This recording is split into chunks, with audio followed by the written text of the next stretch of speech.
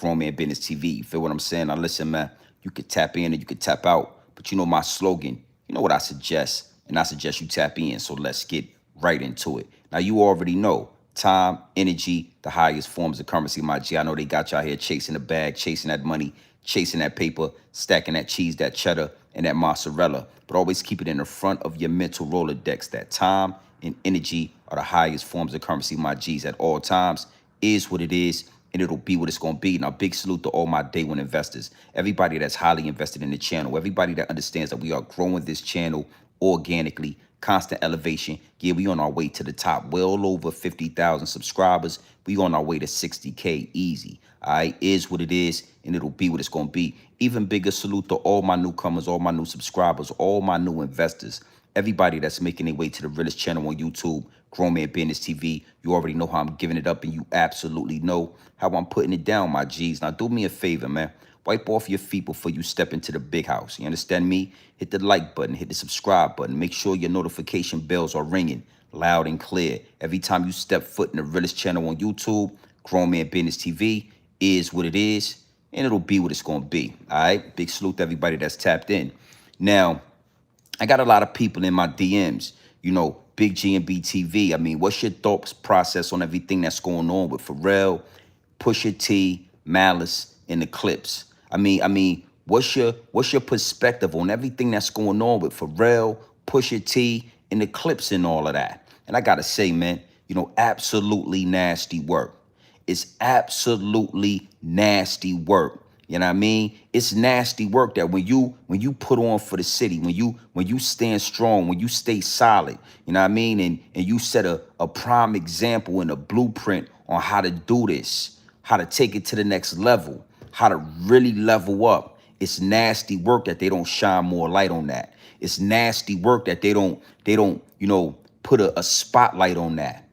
You understand what I'm saying? So yeah, when it come down to Pharrell Williams, Pusha T, the clips, you know, I got to give a big salute from Grown Man Business TV. You know what I mean? Big 757 energy is what it is, and it'll be what it's going to be. And we're going to talk about that. We're going to talk about a couple of things that I see taking place in the algorithm with Pusha T, with the clips, and with Pharrell Williams, right? We're also going to talk about Charleston White and Say Cheese. Yeah. We going to tap into to Charleston White and Say Cheese. Now, that's the meat and potatoes of the situation. That's where it's going to get deep. It's going to get wicked, and it's always deep in the rap, all right? But right here, before we get into the antics of this YouTube thing and this algorithm thing that we do, you already know how I give it up, right? I'm gonna show some love to some pioneers fresh out of that tide water. You know what I mean? Some juggernauts. Yeah, some living legends straight out of that Virginia Tidewater area.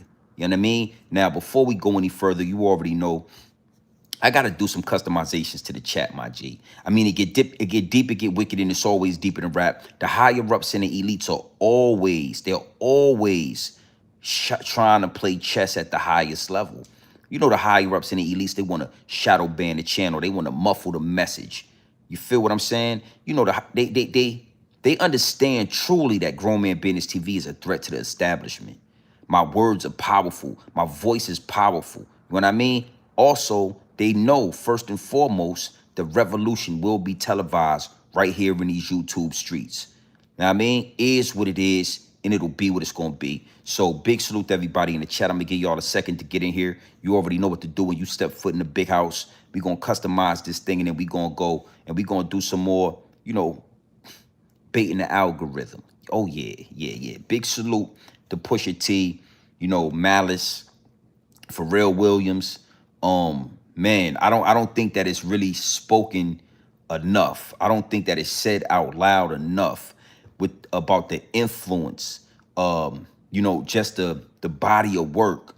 You know what I mean? The representation, the blueprint these dudes have set for the future of Virginia, for the up and coming music artists, for the up and coming innovators coming out the city, my G, coming out the area.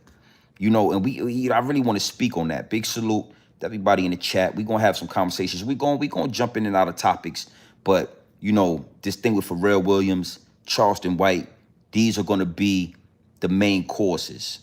It's still a lot going on with the streets. It's a lot going on in the algorithm. Salute to everybody tapped in. It's a lot going on. You know what I mean? We just gonna speak on it for a few seconds, but it is what it is, and it'll be what it's gonna be. It's big 757 energy when it come to Grown Man Business TV. If you new to the situation, you know what I mean, then you might not know. But anybody that been down with this channel, y'all already know this is big Virginia. Yeah, we gonna talk about that. Big salute to the chat. You already know what to do when y'all come in here. You heard me? You see that at the bottom of the chat, right? Before you get in here with your Twitter fingers doing your Twitter, what your Twitter fingers doing what the Twitter fingers do, or with your Twitter fingers in the comment section, making your Twitter fingers do what the Twitter fingers like to do. Hit the like button, hit the subscribe button. Make sure your notification bells are ringing loud and clear. Every time you step foot in the realest channel on YouTube, Grown Man Business TV is what it is, and it'll be what it's gonna be. Big salute. Pharrell Williams crashes out on Pusha T. Now, what do you mean by that, G&B? It sounds negative. It sounds like you're baiting the algorithm. What do you mean by that? Well, big salute to Pusha. Big salute to Pharrell. Legendary music set out this year. Let God Sort 'Em Out is a legendary album. It is album of the year. It is Grammy nominated, multiple nominations. You understand what I'm saying? And it will soon be a Grammy award winning album. Let God Sort 'Em Out. You know what I'm saying? This album right here is so polished, it's so clean, it's so next level wordsmith and next level lyricism that it reawoken a lot of rappers, a lot of real musicians. It made a lot of the old heads and the real rappers, the OGs, it made them remember, and it made them realize that there is no date on when you gotta stop rapping. You can rap until you're 80 if you can figure out what to rap about. If you could figure out how to elevate the game. You know what I mean? And nobody in the game did what the Clips did this year. You know what I mean? Straight out of Virginia. Straight out that 757. And Pharrell Williams, he went out of his way and he gifted the homie Pusha T brand new Rolls Royce. Brand new Rolls Royce, you know what I'm saying? And anytime it's negative, anytime it's altercation, anytime the group is breaking up, anytime it's something that's the opposite of positive, everybody's going to talk about it. So I wanted to make my way, and I wanted to make it my business to salute the Clips, salute Pharrell Williams, just for even buying, gifting each other Rolls Royces. You know what I mean? It's a blueprint, homie. It's a demonstration. You know what I mean? For the city, it's a demonstration for everybody that know about that Tide water. Come about that Tide water. That you can see, homie, that there is no ceiling on this thing. There is no ceiling, man. And don't get me wrong, we already know that. But it's a beautiful thing, especially coming from where I come from, coming from VA, to see, grown men standing on grown man business. And I got a lot of people in the DM. They're like, yo, Pusha T raps about coke, and he raps about this, and he raps about that. But see, what y'all don't understand, there's nothing wrong about rapping your experience, rapping about things that you know. It's nothing wrong with doing that. It's really about how you do it. It's really about how you do it. If you're talking about your past experiences, are you glorifying it?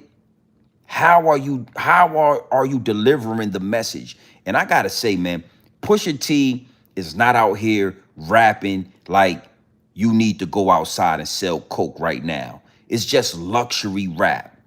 It's just luxury lyricism. You feel what I'm saying? Same thing with Malice, man. Like, the way these dudes have elevated in this rap game when it comes to the actual art, the art form of rapping, putting words together, metaphors, double entendres, triple entendres. Like, there's nobody doing it like Pusha T and Malice. You understand? So to everybody in my DM speaking about, when he's rapping about drugs or he's rapping about Coke. Well, you got to know something. It was a golden era. It was a golden era in Norfolk, Virginia, where the hustlers was hustling, my G. And I never sold Coke. I was never a dope boy when it came to what I was doing in the streets. But everything around that, you know what I'm saying? I was hands on. And what he is rapping about was a golden era in the 757. Club Entourage, downtown Norfolk, Waterside. Yeah. I'm talking all the way from Berkeley to Ocean View. Yeah, from Berkeley to Ocean View, it was money being made throughout Norfolk, Portsmouth, Cheesetown, Vibe Beach, all the way to Bad News in Hampton. I'm talking matter of fact, all the way out to Richmond. So again, for these guys to paint a picture of the environment I came from in such an amazing way that it is multiple Grammy nominated. You know, I gotta salute them boys. And you already know, when it come to what we do over here, I don't go nowhere without the receipts. I don't go nowhere without the receipts. And I got some receipts for the night. We gonna do what we do best. You already know how I give it up. Salute to the 757. You gotta know something, man. We all come from the streets. I seen some news clips earlier from Wavy TV 10 out there in VA. And, you know, it's still violence taking place in the street. It's still people getting shot. It's still people losing their life. It's still a dangerous area. There's no way around the street element. I told y'all already in my last live stream, you can't have good without evil. You can't have love without hate. You can't have peace without war. So we're not going to stray away from the street element. We're not going to say F the streets. It's a lot going on in them VA streets. It's a lot of violence. It's a lot of drug dealing. It's a lot of confusion still taking place in these VA streets. But you got to know something. For the like-minded hustlers that understand we want to make it out the streets, we want to go to the next level. We going to use the streets as a stepping stone. When we look at Pusha T, when we look at Malice, you know what I mean? Prime examples, my G. And it's a lot of other people. I'm just right now talking about the clips. I'm talking about the clips. And you got to know something. I think with Pharrell and Eclipse is such a beautiful balance of both sides. You know, in VA, and I'm talking about where I'm from right now. In Virginia, we got Bad News, or we got Norfolk, Virginia, and then we got Virginia Beach, Vibe Beach. And everybody know it get jumping out there in Norfolk. Norfolk, VA, Shark City, yeah, it get jumping out there. It's a lot going on out there. It's a lot of ghettos out there. But everybody know when you go out there to Virginia Beach, you got the surfers, you got the skateboarders. You got a couple of little hoods out there, but for the most part, you got the surfers and you got the skateboarders. You feel what I'm saying? So when you look at Pharrell, you might think of him as a nerd because, you know, he had the group called Nerd. But it's a reason why Pharrell was rubbing shoulders with the dope boys. The streets is everywhere. You can't avoid the street element. Yeah, you can't avoid the street element. That's why Pusha T and Pharrell Williams, they work so well together. It's a beautiful thing, man. And I think a lot of y'all can learn from this. You know what I mean? Again, salute to the 757. You got to know something. We are not the South. The South don't claim Virginia. You know, up north, New York City, DC, they don't claim Virginia. Virginia is the top of the South and the bottom of the North. That means we got our own thing going. That means what we are, nobody else is. That's why it's so powerful. That's why so many legends come out of Norfolk, Virginia in the 757 area, in Virginia as a whole. That's why, you know, a couple of the greatest R&B artists alive come right out of Virginia. Hall of Fame basketball players, Hall of Fame football players, legendary musicians, legendary when it comes to education. I mean, I can't give it to you no clearer. We are the bottom of the North and the top of the South. That means we are not the South and we are not the North. Virginia is its own thing. And what we are, nobody else can be. Up north, that's New York City. Down south, that's the Carolinas, Georgia, Alabama, Florida. That's down south. Virginia is just Virginia. You know what I mean? And again, you know, I wanted to speak to that. I wanted to take a few moments, and I wanted for my subscribers and everybody that fall into my voice just to understand that, you know, it's something about that Virginia water, baby. It's something in the water out there in Virginia. That's why it hit different. That's why it sound like this. And I mean, and we gonna move forward, but I want to go to a clip. Salute to the chat. I want to go to a clip real quick, man. And then we gonna get into Charleston White. Nasty work, you know what I mean? But before we do that, let's let Pharrell talk real quick, and then we gonna go through a couple of receipts. Big salute to VA. Big salute to Malice, Pusha T, Pharrell Williams. You know, the Clips, my G, the whole 757. Big salute to Norfolk, VA. Yeah, where you think you get grown man business TV from? Huh? Norfolk. Yeah. Let's get into this real quick, and we gonna move. Look at that. Look at that. Look. This is Virginia. This is like really Virginia. We're not from New York. We love New York. We're not from LA. Well, we love LA. We love the South, the super South. We love Chicago. We love everywhere. Virginia is just really different, bro. It's really different. This is Virginia. This is like really Virginia. We're not from New York. We love New York. We're not from LA. Well, we love LA. We love the South, the super South. We love Chicago. We love everywhere. Virginia is just really different, bro. It's really different. This is Virginia. This is like really Virginia. We're not from New York. We love New York. We're not from LA. Well, we love LA. We love the South, the super South. We love Chicago. We love everywhere. Virginia is just really different, bro. It's really different. It's really different. You know what I mean? It is what it is, and it'll be what it's gonna be. And you know, I'm proud of that. I wear that shit on my sleeve. You already know how I give it up. VA is VA. You know what I mean? And I don't know how or why the downloads downloaded the way they downloaded, but Pharrell Williams was in the front of those downloads. You know what I'm saying? Because Pharrell Williams is a prime example of what Virginia is. You know, a lot of people, they say, yo, the Clips was born in New York City. They was born in New York, but they grew up and was raised in Virginia.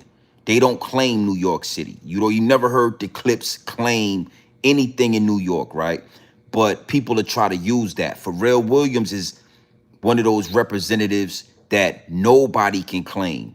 Born and raised in Virginia. You know what I mean? One of the biggest producers that ever lived. I mean, really changed the game when it come to this producing thing. You know what I'm saying? Head of Louis Vuitton right now. You know what I mean? Not only that, Human Made, they just went into the stocks in the IPO with Human Made, the clothing line. I mean, Pharrell Williams is a juggernaut. Went to Princess Anne High School and all that, out there out the beach. Salute to Pharrell Williams, man. Let's go into another receipt. I just wanna, you know, let's look at this. Big salute. Look. You couldn't pull in the cul-de-sac. We had to just drop on the street. It's fine. We had to drop on the street.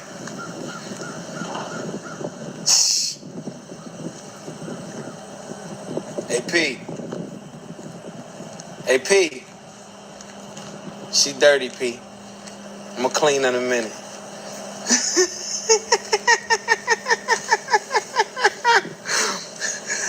The roads got floor mats that look like they took 4 cats and made doormats. I rub my feet in them.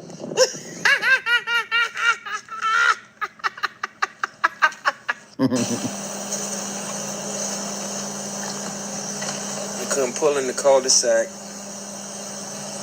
We had to just drop on the street. It's fine. We had to drop on the street.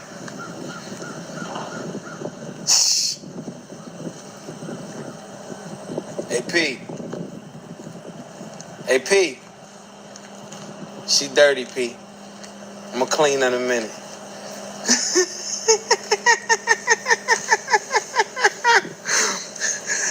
The rose got the rose got floor mats that look like they took 4 cats and made doormats. I rub my feet in them.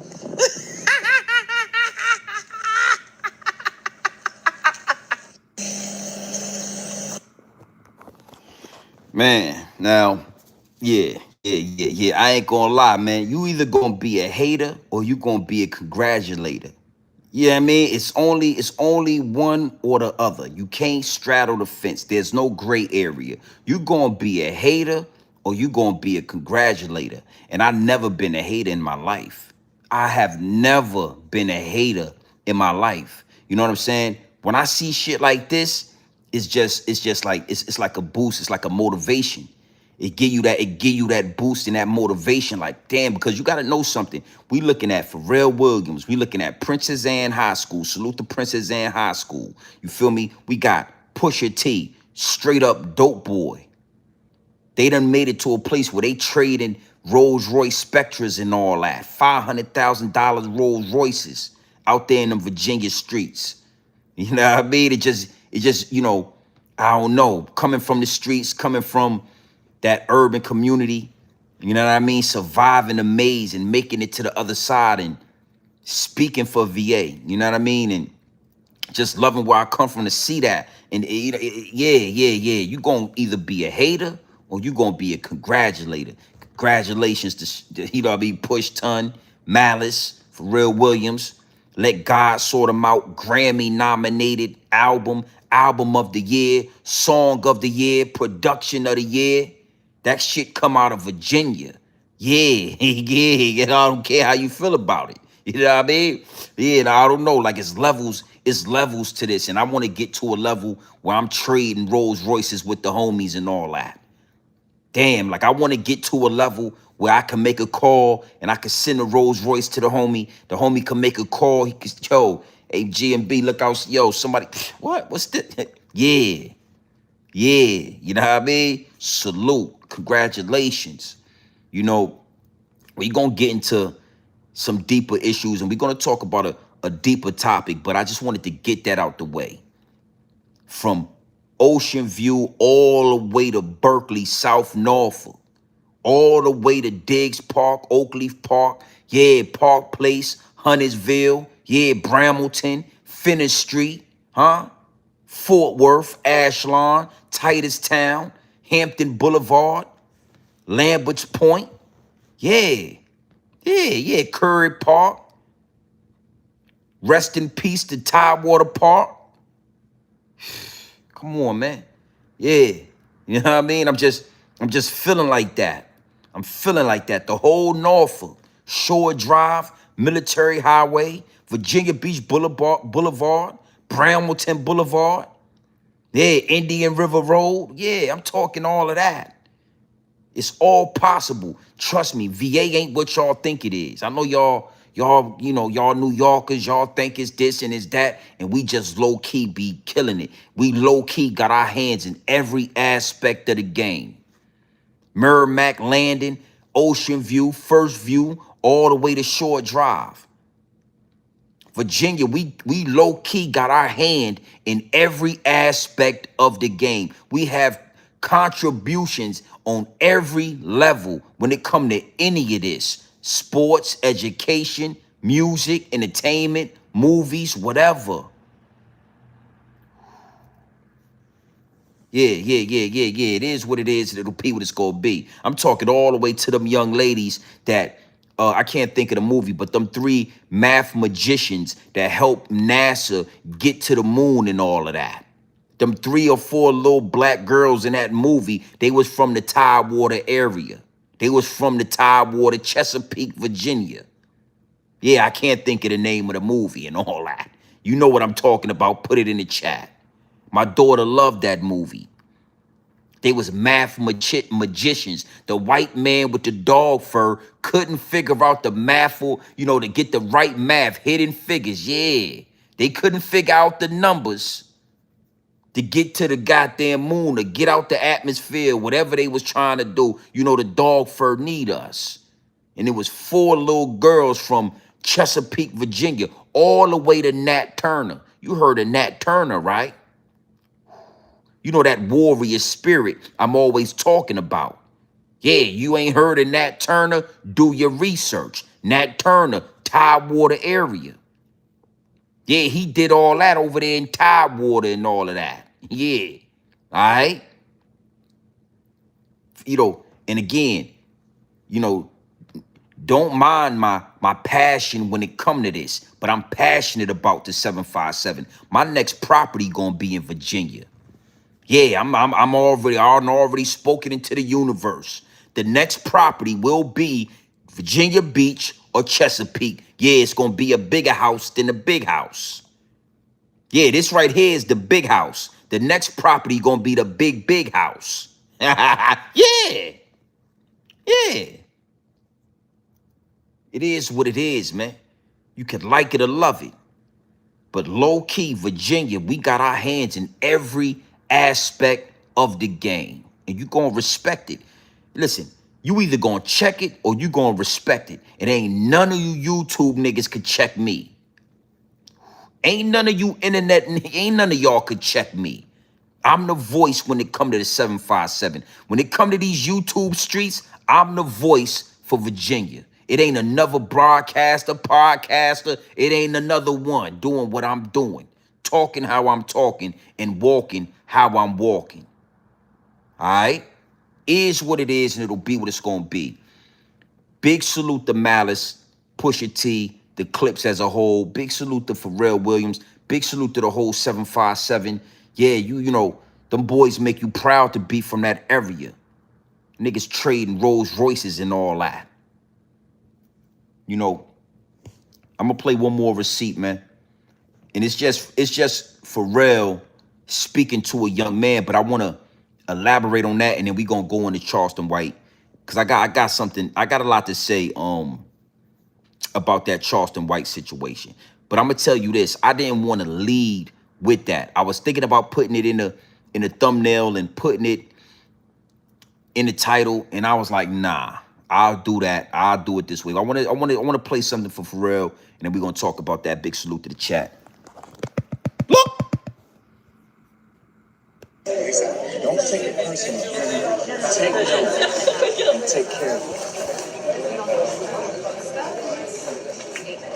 Never be emotional. When somebody dies, that's different. Baby coming to the world, that's different. But none of this shit is worth you ever being emotional. All it's ever going to do is all your decision making. Slow you down. Eat up unnecessary bandwidth that could be contributing to your momentum. Don't take it personal.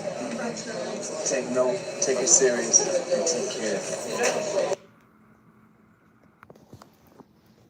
Now I'm gonna just speak to that, and I'm gonna just tell you what he said if you didn't catch it. But what he told this young man, he said, "Don't take it personal. Take notes and take care of it." And that's what I mean when I say, you know, the OGs. This what's supposed to happen. This is a lot. This goes on a lot in Virginia, where I'm from. I can only speak from where I'm from. Don't take it personal. Take notes. Take care of it. Now, this is Pharrell Williams. He ain't from the streets. He ain't from the streets that you think of, right? But he is from the urban community. He is from the streets, regardless if he sold crack or if he ain't. But trust me, the streets is the streets. Nobody can avoid the streets. So when he said, don't take it personal, take note of it and you take care of it. That's what I want to relay to y'all, because he wasn't talking to me, but he was talking to me. Don't take nothing personal. Make a mental note of it and take care of it. That was a powerful gem right there. And you can use that however you want to use it. Somebody cross you, don't take it personal, don't get emotional. Put it in your mental Rolodex and take care of that shit. Eliminate that. Big salute to Virginia, man. We do this shit however we want to do it. And you gonna like it or you gonna love it. You gonna check it or you gonna respect it. And it ain't gonna be no checking. You can't check me. Yeah. You already see in these YouTube streets, ain't no checking me. Ask Zip with the drip if he could check me. You know what I'm saying? Yeah. It is what it is. It'll be what it's gonna be. Now we gonna let's get into some real talk. You know, one of the main things that we do over here is we expose the higher ups and the elites. We clear out the smoke and mirrors so you can see through it, so you can see behind the veil, so you can see what's really going on. And before we get into that, I was just giving love to some legendary juggernauts out of my city, out of my area. You know what I'm saying? I wanted to speak to something positive that's coming out to 757. I wanted to speak to something positive that so-called celebrities are doing so that we ain't got to all, because it ain't always that. Sometimes it's this. It ain't always this. Sometimes it's that. So you got to balance the two. Nobody's really talking about what's going on with Let God Sort 'Em Out, the album. Multiple Grammy nominations. Nobody's really harping on Pharrell Williams taking over Louis Vuitton, dropping the new clothing brand, Human Made, going into the stocks with it. Got the IPO, it's like $500 million. Straight out of that Tide Water area. All right? Is what it is, and it'll be what it's going to be. Now, let's talk about Charleston White. This is what we going to get. We going to go back into our bag and what we do. All right? CW. Nasty work was going on, Charleston White. I mean, such nasty work. I see you, FBA Hustle NY. Salute to you. Everybody put where you from. Let's do a roll. We're going to Charleston White and say cheese, right? I'm from the 757. Hustle, FBA Hustle NY. Yeah, 718. I think that's Brooklyn. That just might be Brooklyn. I had some homies out there in East New York. That remind me of Brooklyn. Salute to New York City. Where you from, man? Everybody's well over 200 in the chat. Let's do a roll call. Where you from, man? Put where you from in the chat. Yeah, Mr. Universe. I see you, man. Big Brooklyn. Salute to my East New Yorkers. You understand me? Yeah. Put where you from in the chat, man. P-Town. Yeah. Salute to P-Town. By way of Queens, New York. You already know Virginia to NYC is well connected. Yeah. 876-540 Phoenix. Salute to Phoenix. You know what I mean? I see you. Yeah. I see you. East New York. Yeah. Chicago, Detroit, Philly. Yeah. I like that. You know what I mean? We all over. We international with this. Cleveland, Chicago. I see you. East New York. I see you. Connecticut, I see you in the chat. Big 757, man, 305. Yeah, sound like that slip and slide Miami, that Trina talk. Okay. Big salute to y'all, man. Hit the like button, hit the subscribe button. Make sure y'all do that when y'all come in here. Charleston White, man. Let's talk about CW. Now, it's a lot going on, man. We seen what happened with Charleston White and the whole Say Cheese situation. You know what I mean? I got a lot of people in the DM asking about that. And, I kind of had to sit with it for a few minutes just to feel it out. I wasn't really sure what that was about, but the downloads begin to download. You already know how the downloads do. The downloads begin to download. You feel me? And here we are. Now, I got a couple of receipts. We're going to get into these receipts, right? But I'm not going to play the Say Cheese situation. I don't want to play that out. I don't want to play his material on the channel, right? Let me just make sure I got this, right?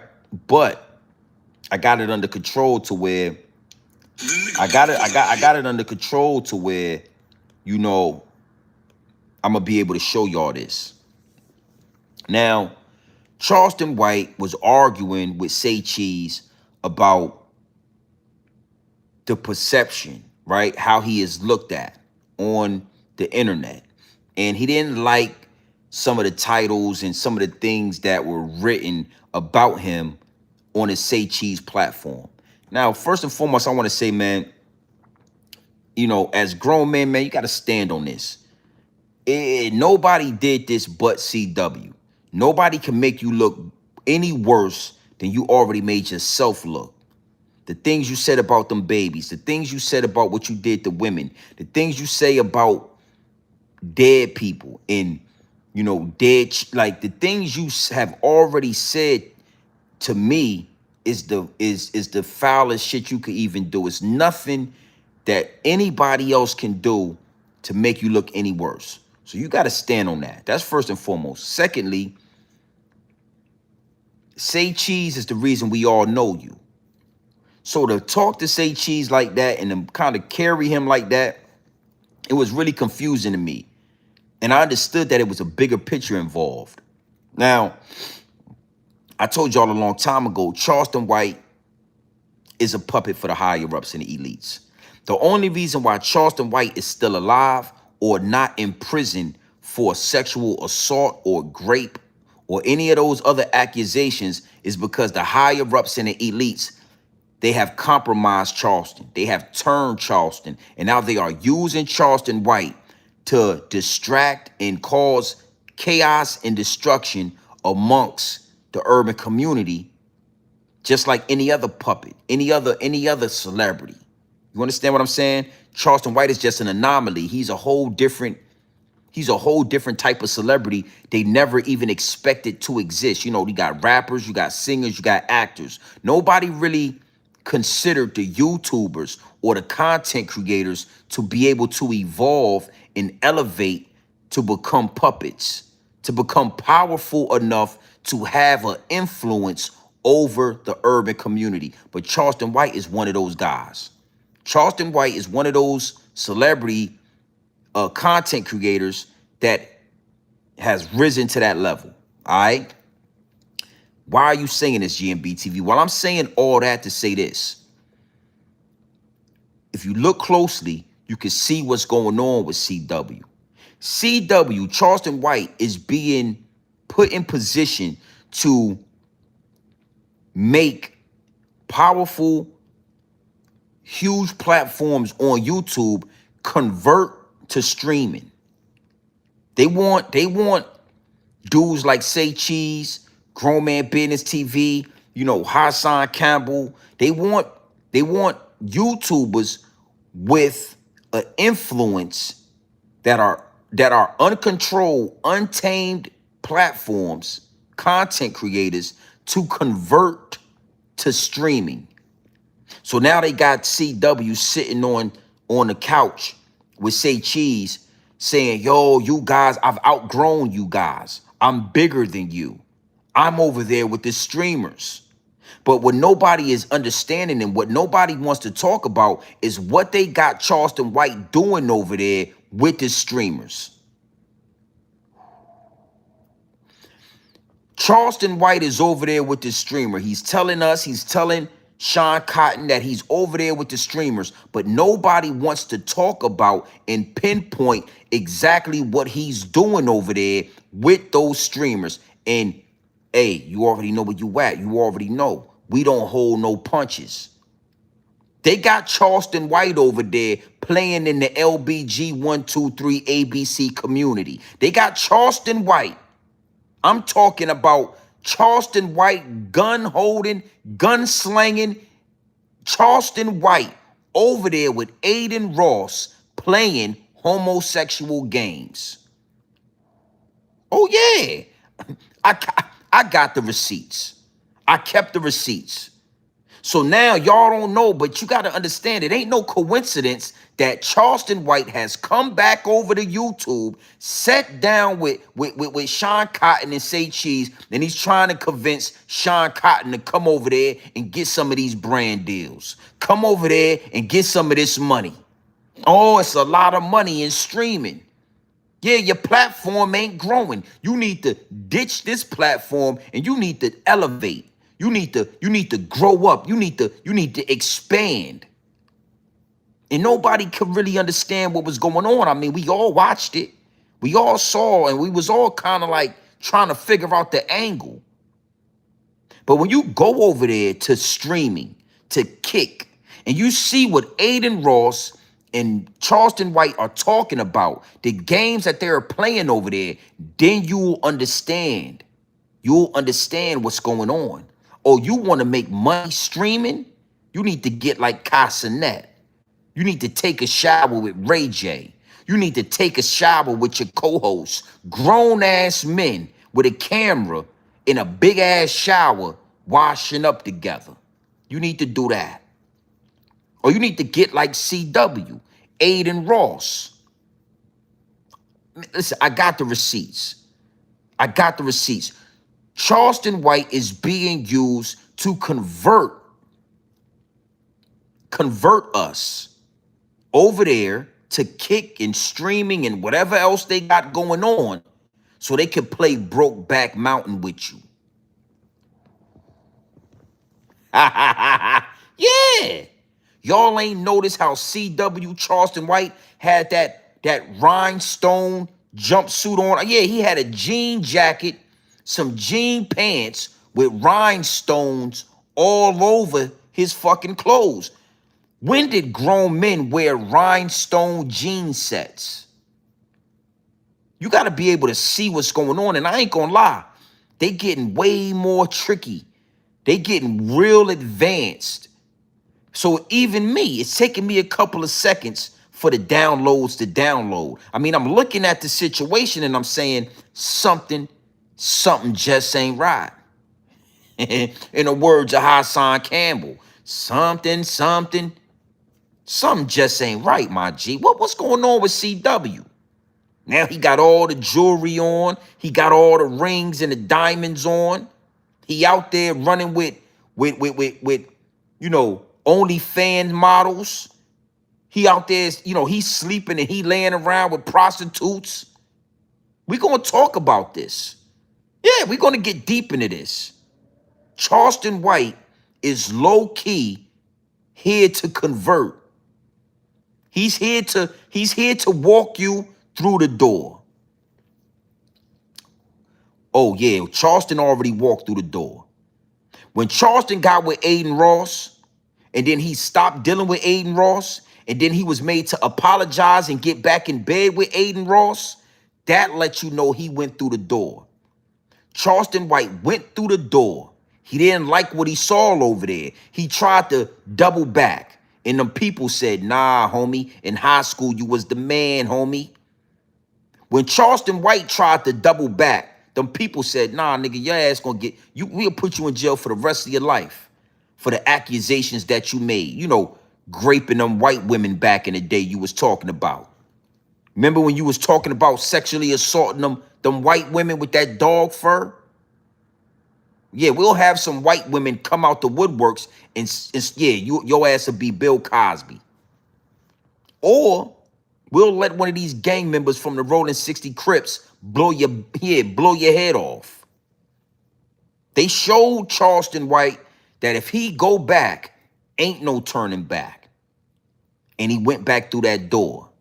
Okay? Now, it is what it is and it'll be what it's going to be. But Charleston White is compromised.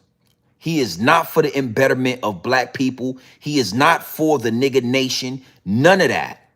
All of that is bait.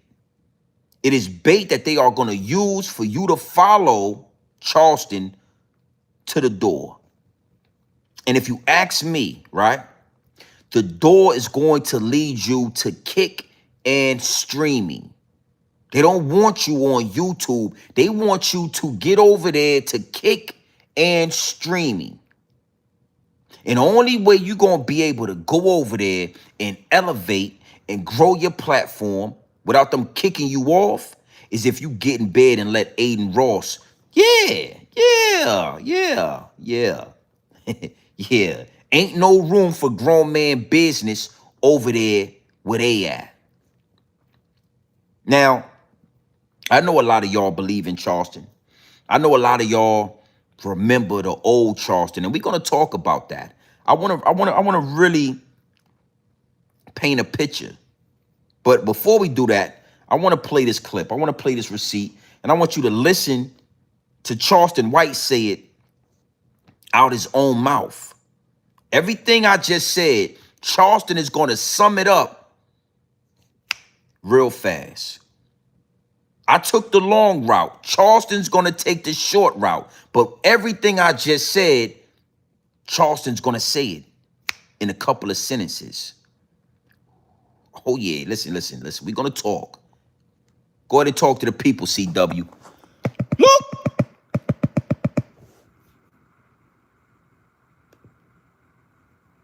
See the difference? Not really, because y'all be on Aiden Stream talking about some bullshit. No. I don't attack nobody on Aiden Stream. We do kid gay shit on Aiden Stream. So it's kind of gayish on Aiden Stream. Nobody. Y'all be on Aiden Stream talking about some bullshit. No. I don't attack nobody on Aiden Stream. We do kid gay shit on Aiden Stream. So it's kind of gayish on Aiden Stream. Nobody's gonna die from that. But if you say something real about me, I'm gonna make sure me or you die. Y'all be on Aiden Stream talking about some bullshit. No. I don't attack nobody on Aiden Stream. We do kid gay shit on Aiden Stream. So it's kind of gayish on Aiden Stream. Nobody's gonna die from that. But if you say something real about me, I'm gonna make sure me or you die. Y'all be on Aiden Stream talking about some bullshit. No. I don't attack nobody on Aiden Stream. We do kid gay shit on Aiden Stream. So it's kind of gayish on Aiden Stream. Nobody's gonna die from that. But if you say something real about me, I'm gonna make sure me or you die.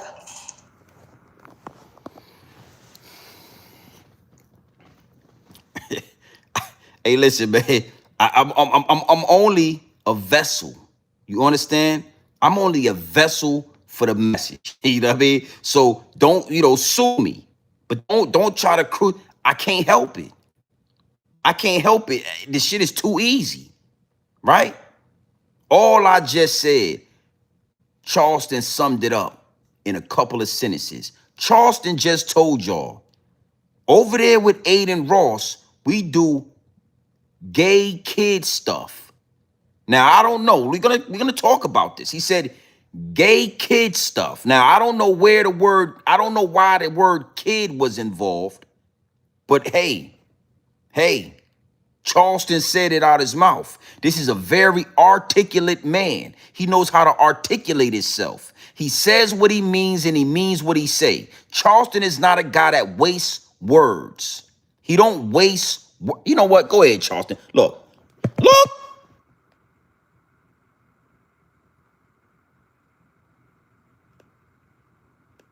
See the difference? See the difference? Not really, because y'all be on Aiden Stream talking about some bullshit. No. I don't attack nobody on Aiden Stream. We do kid gay shit on Aiden Stream. Y'all be on Aiden Stream talking about some bullshit. No. I don't attack nobody on Aiden Stream. We do kid gay shit on Aiden Stream. So it's y'all be on Aiden Stream talking about some bullshit. No. I don't attack nobody on Aiden Stream. We do kid gay shit on Aiden Stream. So it's kind of gayish on Aiden Stream. Nobody's gonna die from that. Kid gayish on Aiden Stream. Okay? Now, mind you, he go through this whole interview trying to convince us and Sean Cotton to go to streaming, go to Kick, go over there with Aiden Ross, Kai Sinet, all of that. What's up, baby? How's everything?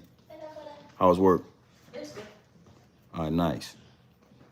Yeah, but what he's saying, that's what he's saying, gay kid shit. Now, I don't know where the two go in at. Ain't no kids supposed to be involved in that. You like what you like, you do what you do, you into what you into. But you gotta be an adult, you can't be a kid.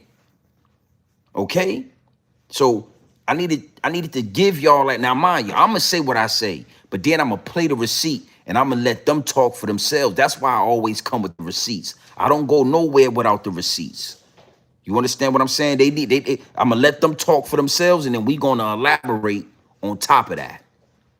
But I'm gonna let them talk for themselves. I ain't gonna put words in their mouth.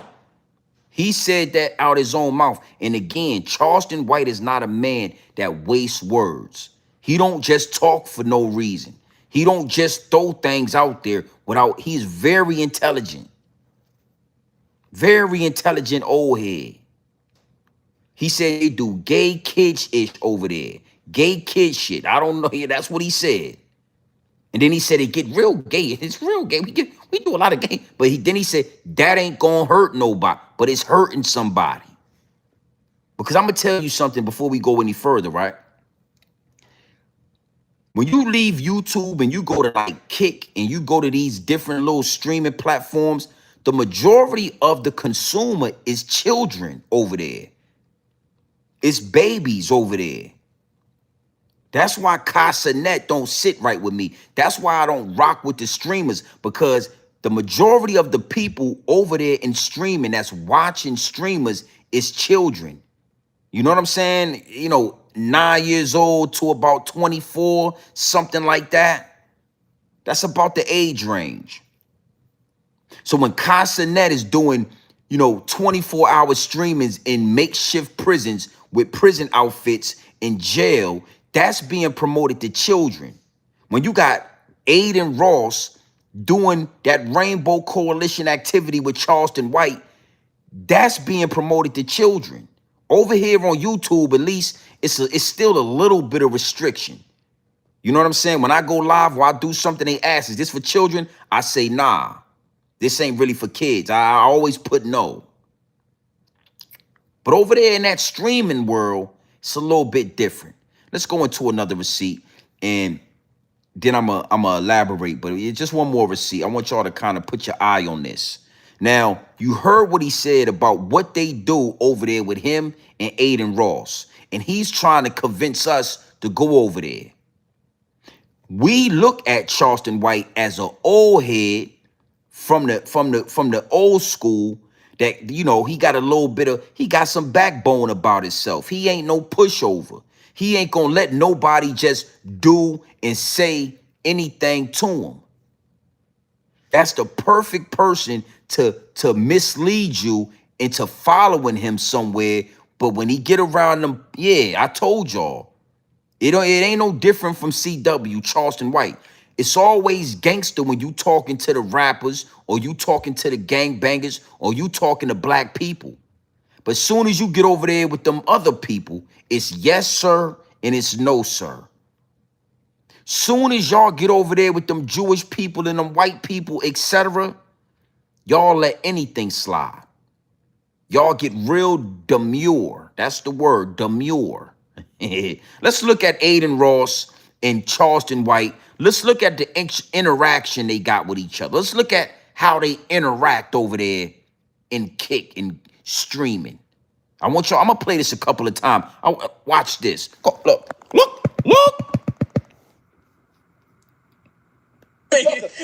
You're gonna have to let me fuck you. Yo! If you want. I'll get you rich. You want to make some money? That was crazy. Why are you thinking about it? You can fuck me in other ways. It's not in that. Nah. You're gonna have to let me fuck you. Yo! If you want. I'll get you rich. You want to make some money? That was crazy. Why are you thinking about it? You can fuck me in other ways. It's not in that. Nah. You're gonna have to let me fuck you. Yo! If you want. I'll get you rich. You want to make some money? That was crazy. Why are you thinking about it? You can fuck me in other ways. It's not in that. Nah. You're gonna have to let me fuck you. Yo! If you want. I'll get you rich. You want to make some money? That was crazy. Why are you thinking about it? You can fuck me in other ways. It's not in that. Nah. You're gonna have to let me fuck you. Yo! If you want. Now look how he looking at him. Look at the eye contact right there. Look at Charleston White's face, right? Look at the eyes. Aiden Ross. That's what they doing over there on Kick. He told Charleston, you're going to have to let me buck you. Yeah, it's YouTube. I don't want to. You already know the guidelines. He said to Charleston White asked him and said, listen, man, how do I sell my soul? Aiden Ross jumped up and said, you're going to have to let me buck you from the back. Charleston looked him right in his eyes and he thought about it. He thought about it so long that the young boy right there said, why are you thinking about it? What's going on? They're like, what? And then Charleston said, you can buck me in other ways. Charleston told Aiden Ross they could do it, but they got to do it in other ways. I'm gonna let you get down, but just figure out another way to get down. Yeah, think of something. I'm sure you can think of something. Now, this the same Charleston White that come to the urban community, came to Sean Cotton, talking greasy, talking gangster, telling them this and telling them that, telling them he need to come over there with Aiden Ross, and Aiden Ross would have did this, and Aiden Ross would have did that. But he ain't tell us that Aiden Ross was talking like this. He didn't tell us that Aiden Ross offered to blow his back out, told him, I'll give you a lot of money. Look. I'll get you rich. You want to make some money? I'll get you rich. Do you want to make some money? You got to let me buck you, though. If you let me buck you, I'll get you rich, and you will make a lot of money. And Charleston White, he thought about it. Now, I need y'all to understand this. I need y'all to really follow me on this. It's going to come a point in time where they going to build up these content creators. I told y'all that. And it's going to look real. It's going to feel like it's real. But it's only so long that fake thugs can pretend. And then Charleston White, it's only so long he could pretend. Yeah, let's not fall for that. You think it's a coincidence that Charleston White is making millions of dollars, traveling all over the globe, all over the goddamn nation, doing comedy shows, doing interviews? You think it's a coincidence that Charleston White is spearheading the algorithm? He laid down with Aiden Ross. He laid down with Aiden Ross. Guaranteed. One of those late nights of partying, getting high, getting drunk, in them hotel rooms with Aiden Ross. You think Charleston White ain't get what he got and do what he did? Yeah, did he did it. Did he do it? Did he did it. Yeah, did he do it? Yes, did he did it. Allegedly. Yeah, we put that out there. Charleston White laid down with Aiden Ross and got his back blown out, allegedly. I mean, you got millions. The same money he just offered you, you got it, allegedly. So don't come no say cheese. Don't come over here to the YouTube sector. Don't come back. Yeah, go over there. You already over there. Now you trying to recruit Sean Cotton. You trying to recruit 607 Unc and all these other boys. Got them playing homosexual games. Got them out there playing in the rainbow, riding around, swimming in Skittles and all of that. Yeah, you got them tasting the rainbow. Yeah, you got 607 Unc, and you got all these other YouTubers with you, and y'all over there tasting the rainbow. And I ain't saying allegedly. Yeah, you're eating Skittles. You tasted the rainbow. Yeah. Yeah. You did that. But see, again, grown man business TV, right? I stand on grown man business, so we not going to beat around the bush. I'm just the only one on YouTube that's going to say it. You went over there and you told us that you and Aiden play gay kid games. Well, I don't know what that's supposed to mean. I don't play with the kiddies. But you said that. And then we got multiple different examples of Aiden Ross telling you, I'm gonna blow you, I'm gonna buck your back out tonight. You want to get rich? You want to get down? Well, we bucking out your back. Now you won't say cheese with a rhinestone outfit? You's a rhinestone cowboy, ain't you? Like a rhinestone cowboy. Yeah. Hey, listen, man. Hold up, hold up, hold up. You's a guy. Look at this.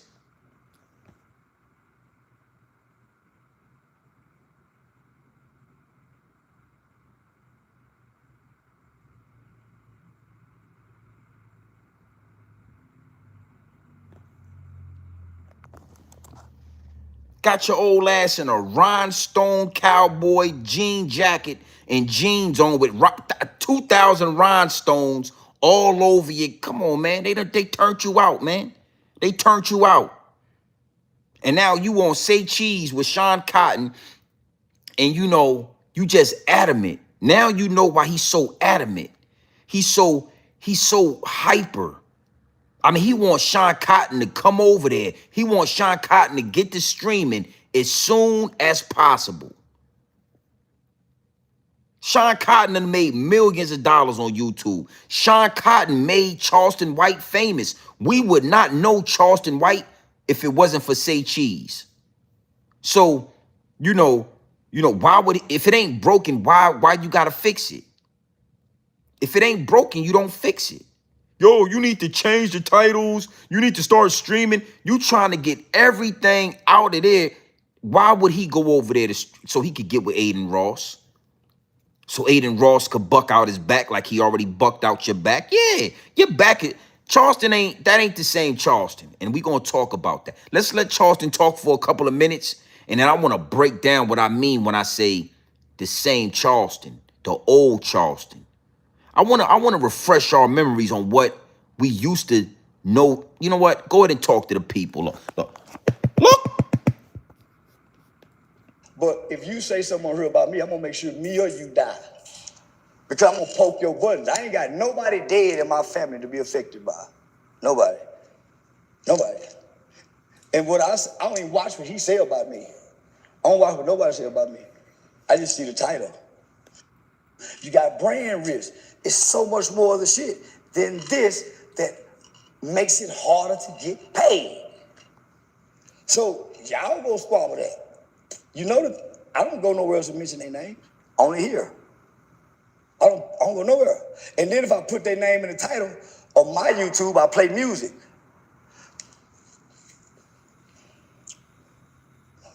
You don't want beef to center around everything you do.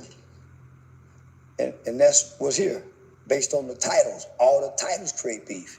They don't create partnerships. They don't create alliances. So the titles on YouTube create beef, okay? Instead of that, you would prefer us go over there to kick and streaming with Aiden Ross, and instead of the titles creating beef, you would rather us have homosexual conversations with Jewish people. Yeah, all those Jewish boys over there that you riding around with and you doing stream with, you getting money. You got partner deals with all these Jewish, you riding around with these people. So you think that we should stop doing what we do.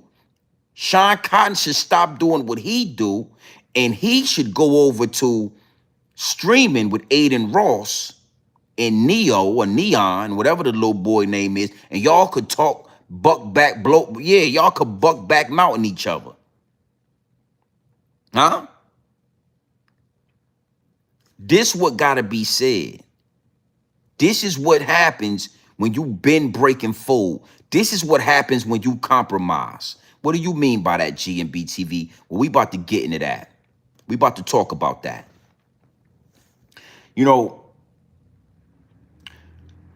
When Charleston White first came to YouTube, I was a huge Charleston White fan. You know what I mean? I used to like when he would grab the guns and he would talk crazy, right? Because I know old heads in Virginia just like that. I know OGs in Virginia, old men in Virginia that talk that way about white people. They talk that way about Asians, Jewish people. They talk like that about them people, and they got 1,000 guns. They got over 2 million bullets. They got boxes of ammo that'll last for a few years, right? So that's what I resonated with Charleston White. But even more than that, because I want to really talk about this, even more than the antics with the guns and how he would talk about this, that, and the third, the number one thing that resonated with me was Charleston White and his wife. Charleston White and his wife, okay?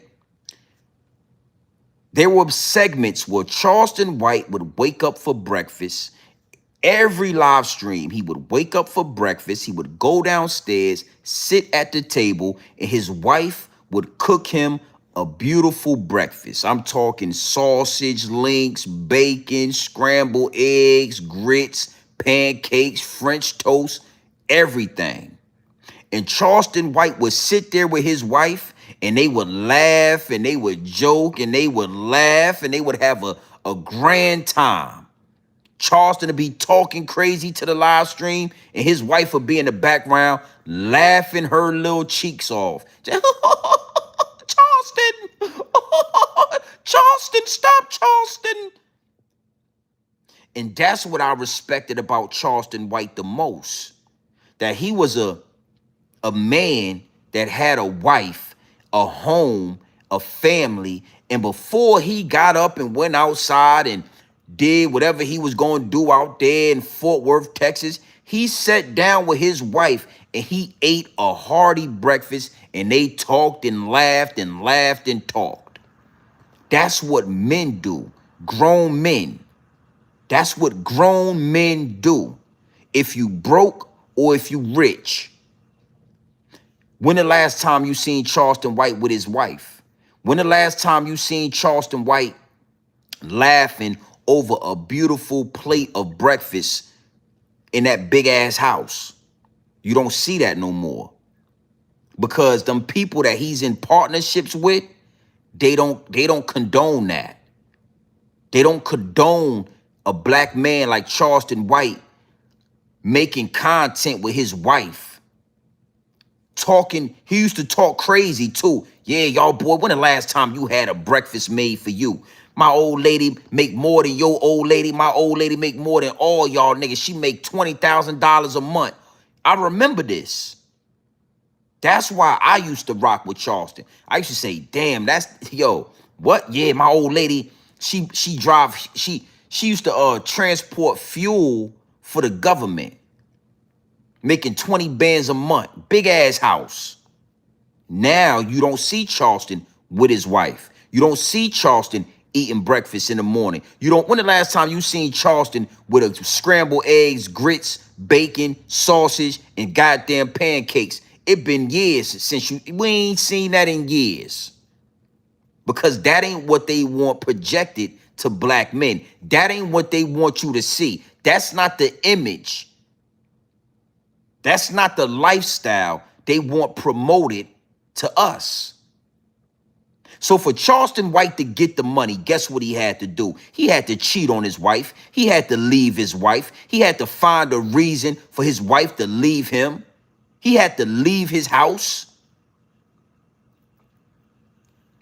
Charleston White had to leave that breakfast, that beautiful breakfast, that amazing wife, and he had to go run around with prostitutes and OnlyFans models. This where it get deep at. This where it get real at. Charleston White wasn't able to go and deal with these partnerships and make these brand deals, having a black woman on his arm, having a solid message and a solid wife in a solid home and a house. Nah.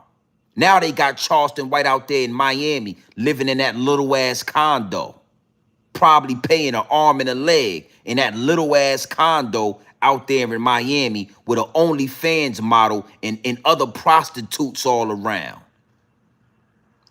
But you want us to listen to you. That's why I keep telling y'all, the man make the money. The money don't make the man. I don't care how much money Charleston White got. I don't care how many subscribers. When you look at Charleston White, when you look at his page ain't bigger than mine. His voice ain't more powerful than mine. The only reason why Charleston White is in the algorithm is because he went over there with Aiden Ross and them Jewish people and they bucked his back out, allegedly.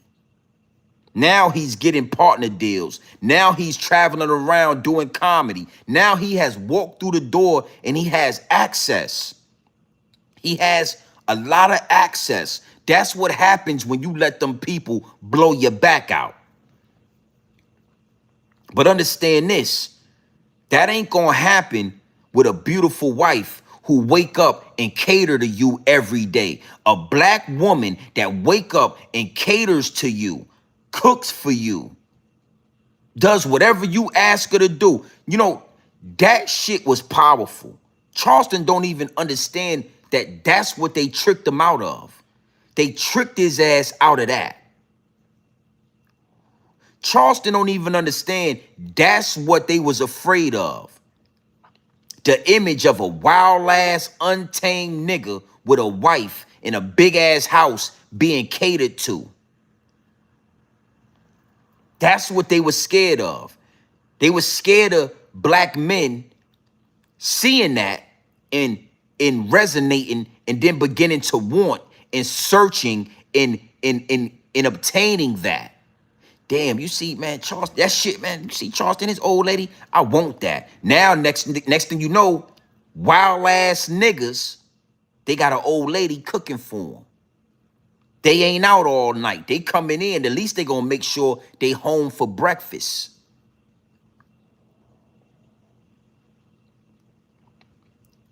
Follow me on this. What they got CW doing now? Running around, bunch of jewelry on, diamonds, bunch of diamond rings on, bunch of chains on. Because instead of us wanting what his wife was doing, instead of us wanting that breakfast in the morning from your wife in that big ass house, now they got you wanting the jewelry. They got you wanting the money. They got you wanting the lifestyle. They got you wanting the OnlyFans model. They got you wanting the prostitutes. They tricked y'all out of position. And Charleston White sitting up there, real arrogant. I'm bigger than you. I'm bigger than Say Cheese. I'm bigger than YouTube. I'm bigger than that. No, you ain't. You only as big as them Jewish people gonna let you be. You ain't bigger than Aiden Ross. Aiden Ross told you, yeah, you gotta let me fuck you. Yeah, let me do that. You want to get rich? You want money? I got money. Let me buck your back out. Let me hit you from the back, Charleston. And guess what you said? Yeah. You could do it in different ways. I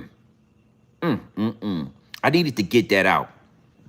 You know, salute to everybody that's paying attention. But I needed to say that. I needed to say that. I've heard nobody say that. What I respected about Charleston is when he would sit down at that table with that big ass plate of food, that orange juice, and whatever else he asked his wife to get, and it was right there. He tell his wife, get the weed, bitch, roll that weed up. She could get right there, she'll roll that weed up. He said, God damn it, you know I like my goddamn grits with salt and vinegar in it, and his wife would go and get salt and vinegar and put it right in his, yeah. And we was all watching, Charleston. We all paid attention to that. We all had a certain admiration for you and your wife. That was powerful. We all started to want that. Lucky for me, I already got that. That's the thing too. When I would see that, my old lady, I already got that. So I respected that. And guess what they did? They separated you from that. Now you an old ass man. You getting money, but we know how you getting the money, Charleston. We know how you getting the money, homie. We know it ain't because you talented. It ain't because you this and it ain't because you that. It's because you over there with Aiden Ross, a Jewish kid, letting them disrespect you, letting them play homosexual game. You ain't no better than them boys over there with Adam 22. Charleston White is no better than all those boys like Aunt Hefe and Munchie B over there with Adam 22, Crip Mac, and yeah, it's no different. Adam 22 over there playing homosexual games with them gang members, and Aiden Ross is over there playing homosexual games with Charleston White. Ain't no different. Yeah, I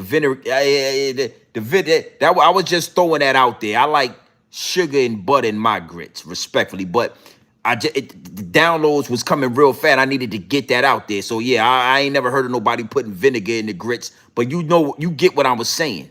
My point is, if Charleston would have told her, get the goddamn vinegar and put them in the grits, she would have said, Charleston, You want vinegar? Vinegar. And she would have put the vinegar in them grits, and she would have stirred them grits up nice and neat.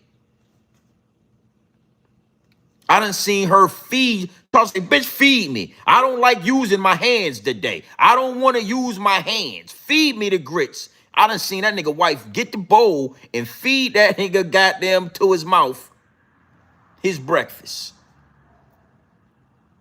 That's an image they don't want us to see. That was an image they didn't want us to connect with.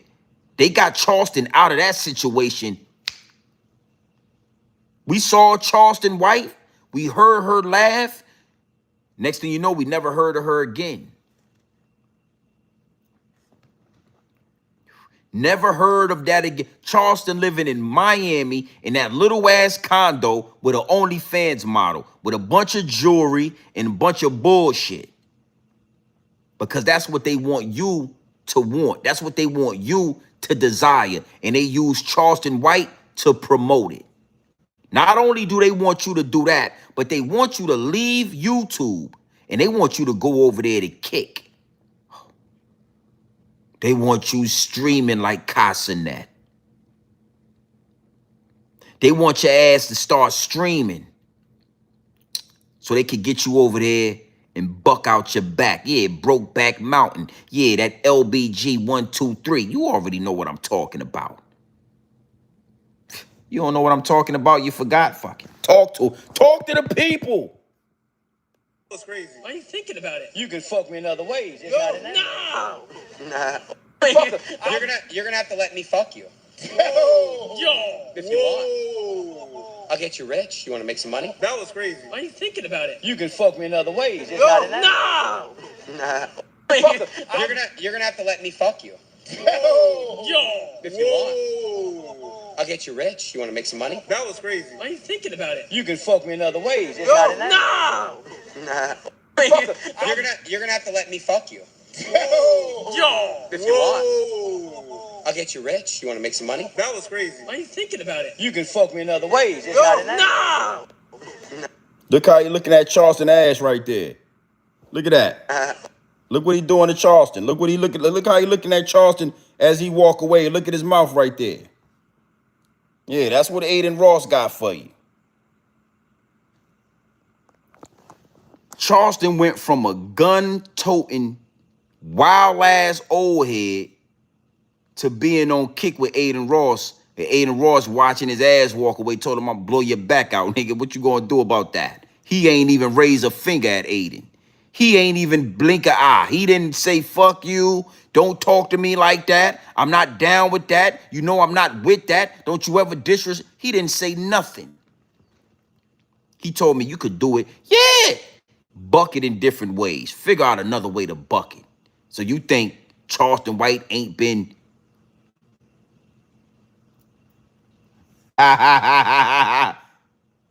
You think Charleston White ain't been penetrated? Yeah. Penetration is the demonstration. And you think Charleston White ain't had a demonstration? You like I said that? Yeah, I know how to work around the YouTube algorithm. Penetration is the demonstration, and I guarantee Charleston White, he been demonstrating. Yeah, he had a hell of a demonstration. And yeah. Hey, look.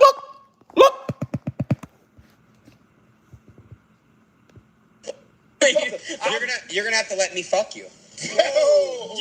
If you want. I'll get you rich. You want to make some money? That was crazy. Why are you thinking about it? You can fuck me in other ways. It's not in that. Nah.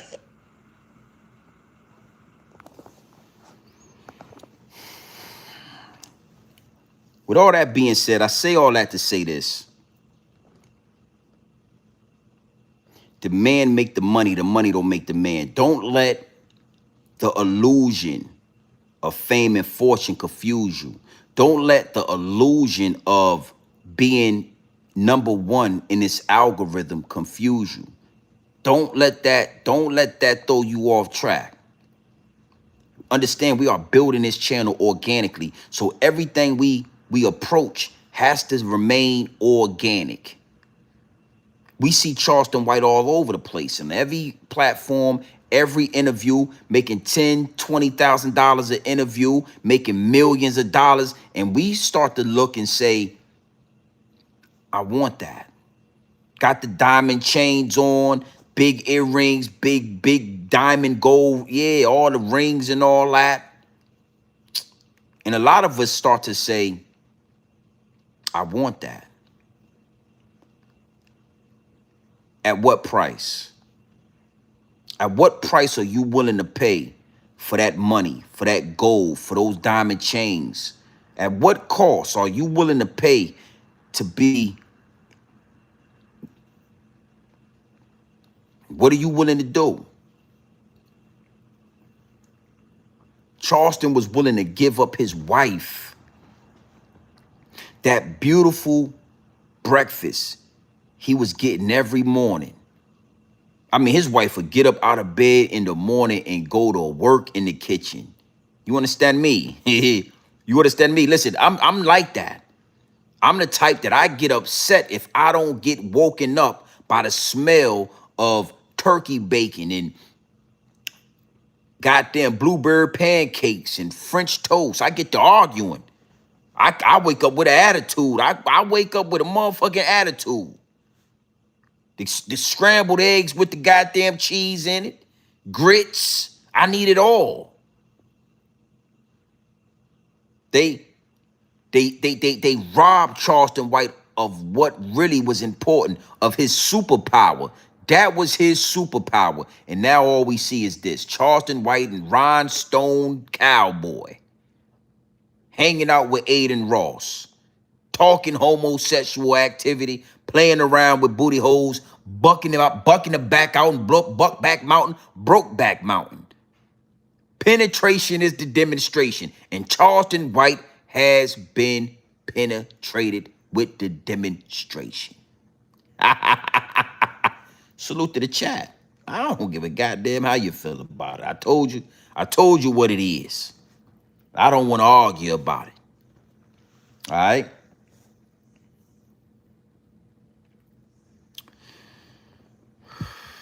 You should cover everyone that didn't take the bait and fell off because they didn't play the fuck games, and let them give them their flowers. You know what, man? That could possibly be done, you know? That could possibly be done. But you got to understand something. The Matrix is forever moving. It's really no end game with this. That's what you got to understand. There is no end game. There is no finish line. Stay down till you come up and stay down, however you want to do it. But there is no finish line. So that very person that stayed down might take the bait tomorrow. Might take the bait next year. You know how many people that P. Diddy had to... Lil Rob, if you watch the P. Diddy documentary, it was a guy by the name of Little Rob. It took P. Diddy 2 years to get those draws off him. Yeah. The Buckback Mountain. It took him 2 years. So for a long time, people were saying, Lil Rod is staying down. He's doing music. He's a solid young man. And next thing you know, Lil Rod woke up in the bed with P. Diddy and he was sore. So if I give these guys they flowers and then they been breaking fold next month, now I got to take the flowers back. For me, I feel like this. You don't get celebrated for doing what you're supposed to do. You don't get, and I learned this just by being a man, right? Being a man, right? You don't really get celebrated for being a good father. Nobody stops you and say, Dad, I appreciate you. I love you. You know, everything you sacrificed, everything you put on the table, I notice it, I see it, and I love you, and I appreciate you for doing all that. Nobody gives you flowers for doing what they feel you are supposed to do anyway. So that's why you could be a great father or you could be a great husband, and a lot of the times you don't get no appreciation. Nobody's going to tell you because they feel like that's what you're supposed to do. You got kids, you're supposed to be a good father. You got a wife, you're supposed to be a good husband. See what I'm saying? And I'm only applying that to men because women, they get big gifts on Mother's Day. They kids love them, praise them. They could be deadbeat mothers and nobody will say nothing. A female could be a trash mother and nobody will say nothing. A man could be a little bit of a deadbeat. He could just be a little bit unpresent or broke and everybody there get on his ass. You a broke ass deadbeat daddy. You know what I mean? So this only apply to men. You don't really get flowers for, and I feel like in this game, right?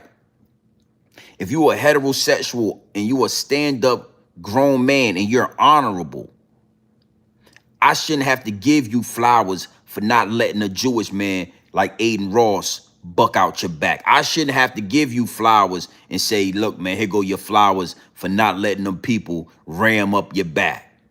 I just think that's what you're supposed to do. You're supposed to deny that. You're supposed to say, nah, I ain't with that. You know what I'm saying? I ain't with that, you know, and I'm just going to pass. I'm going to pass on that. So, yeah, salute to you, but I just don't think that that's necessary. You know what I mean? I don't get no flowers for remaining organic. I chose to keep it organic. I chose to keep it real. So I don't expect it. If I get it, then I'll accept it and I'll appreciate it. You know what I mean? But doing a whole content about people who stayed down, just stay down, my G. When, you know, just like Cat Williams said, Diddy gonna want a party and you gotta tell him no. You don't get no flowers and you don't get no cookies for telling Diddy no. You just did what you were supposed to do. Unless you want to wake up in the bed with Diddy like Lil Rod with your asshole and your back sore. Diddy to work your ass out all night. Now you're sore. And unless that's what you want. If you want that, you know what I mean? Do your thing.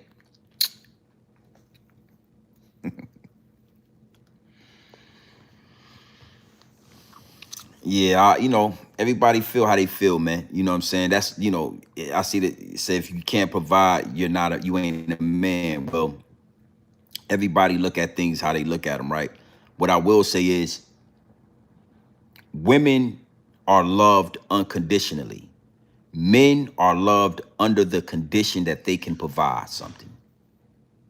Salute to Chris Rock for that. That was a hell of a bar that he dropped, and I never forgot it. Women and children are loved unconditionally. Your child don't gotta do nothing. We gonna love you. I love you to death. You ain't gotta provide nothing. You ain't got to do nothing. You ain't got to be nothing. But you my child, so I love you. Your female, your wife, right?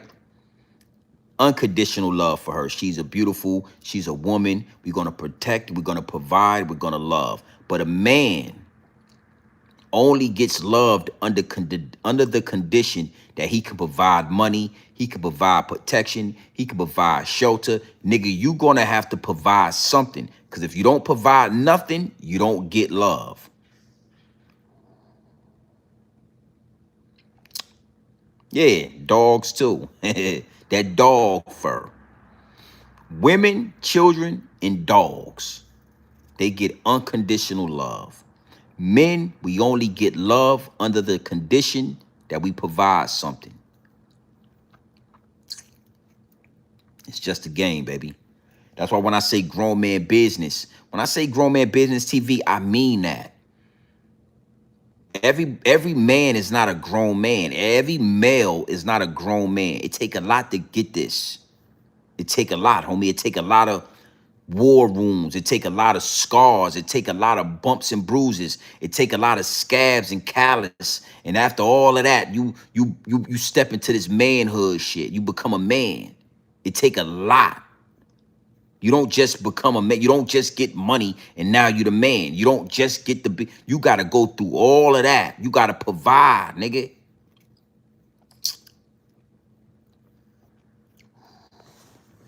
Charleston White, man, I have no expectations of anybody, right? But, I was disappointed in what happened with Charleston White.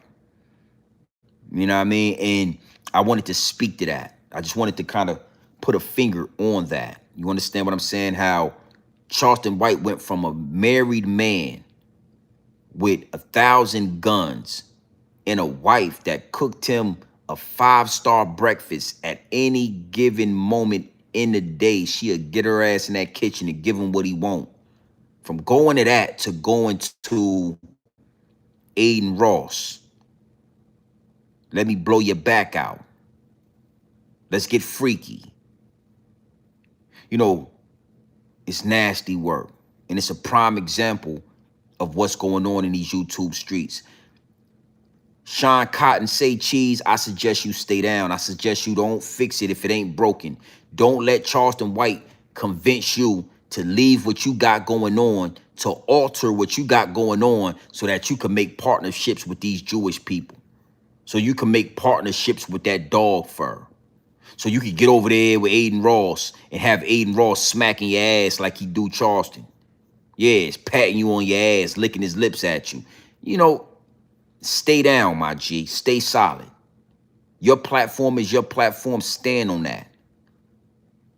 I thought that was nasty work, how CW was doing so much convincing and trying to persuade and convince Say Cheese to go over there and do what he doing.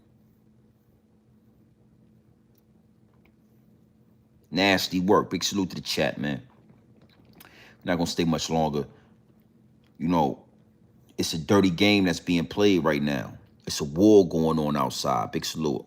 What up, what up, what it do? DMV represent, I appreciate that. It's woman, not woman. Boy, I was about to say that better not be him. Yeah, money ain't everything. Money is the root of all evil, but understand this. Money trees grow from the root of all evil. You want a money tree, right? Always remember that the money tree grows from the root of all evil. That's where the money tree grows from. Underground is where the root of evil is at. The money tree grows. You see a money tree over there with money growing from it. Yeah, you see a money tree with all the leaves is $100 bills. Just remember that the root is all evil. That the root is all evil. You like that? Take that with you. It's yours. Yeah, free of charge. Don't worry. Put that in your mental Rolodex. That's yours. What's dog fur? Let me give you an example. You know what? Salute. I'm glad you asked that question. You know, we growing substantially. The channel is growing organically, and it's growing, you know, it's growing fast. I'll just say that, right? So a lot of you newcomers, a lot of you new investors and subscribers, when y'all hear me say dog fur, I gotta remember that everybody don't know what I'm talking about, because we go from 50,000 subscribers to 54,000 subscribers, and you got 35,000 subscribers, 30,000 subscribers, 3,000, 3,500 subscribers that don't know what the dog fur is. So I'm gonna take a minute out my time in this live stream, and I'm gonna give you a quick synopsis on what the dog fur is. Now, when white people, Caucasian people, when they go out into the rain and their hair gets wet, I'm gonna just call it hair so that you can follow me. When their hair gets wet, what does it smell like? Put it in the chat. What do white people smell like when they get wet? Put it in the chat. Go ahead and put it in the chat. What do white people smell like when they're, oh, there it is, a dog. They smell like a dog. They smell like wet dog when they get wet. So I've come to the conclusion that white people don't have hair, they have dog fur. Because if it get wet and it smell like a dog, dogs don't have hair, they have fur. So why would your hair smell like a golden retriever if it's really hair? No, no. I'm sorry to be the bearer of bad news to all my Caucasoid, Caucasian counterparts in the chat. to white people all over the globe. What I'm here to tell you is that's not good hair. That's dog fur. If it look like a duck, it sound like a duck, it walk like a duck, it's a goddamn duck. So if you smell like a dog, you can't tell me that it ain't dog fur. You know what? Why do you think, let's go a little further than that, right? Because that's something everybody knows. Everybody knows that white people smell like wet dog. But you know what? Let's go a step further. Why do you think dogs kiss white people on the mouth?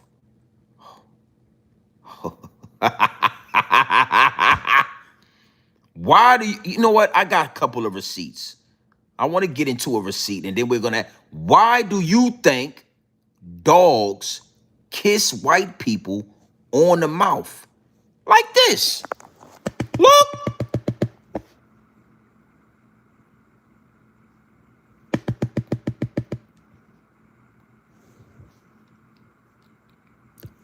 Or like, look.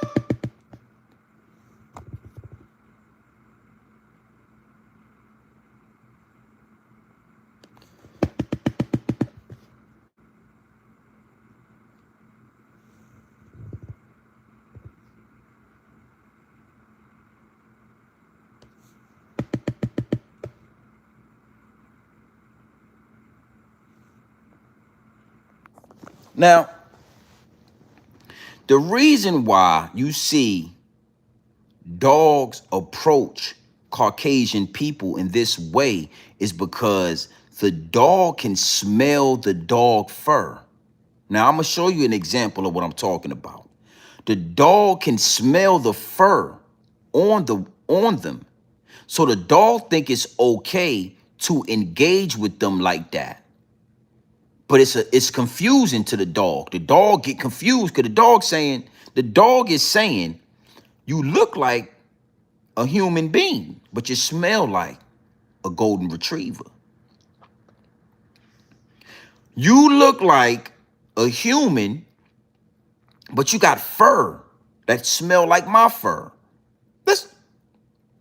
Let's look at this. Look. Look at the dog eye right there. You see that dog's eye? He's looking right here. Look at his eye right there.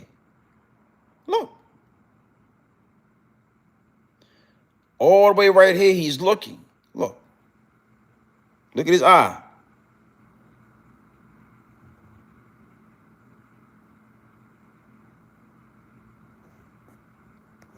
Now, that Akita K9 dog, that's a goddamn K9 right there. That's a cop dog, right? His one eye is looking because his eye, he's saying, bitch, I don't know what's going on. You look like, but you smell like an animal. You smell like an animal, but I don't know. Are you an animal? Are you a human? Look.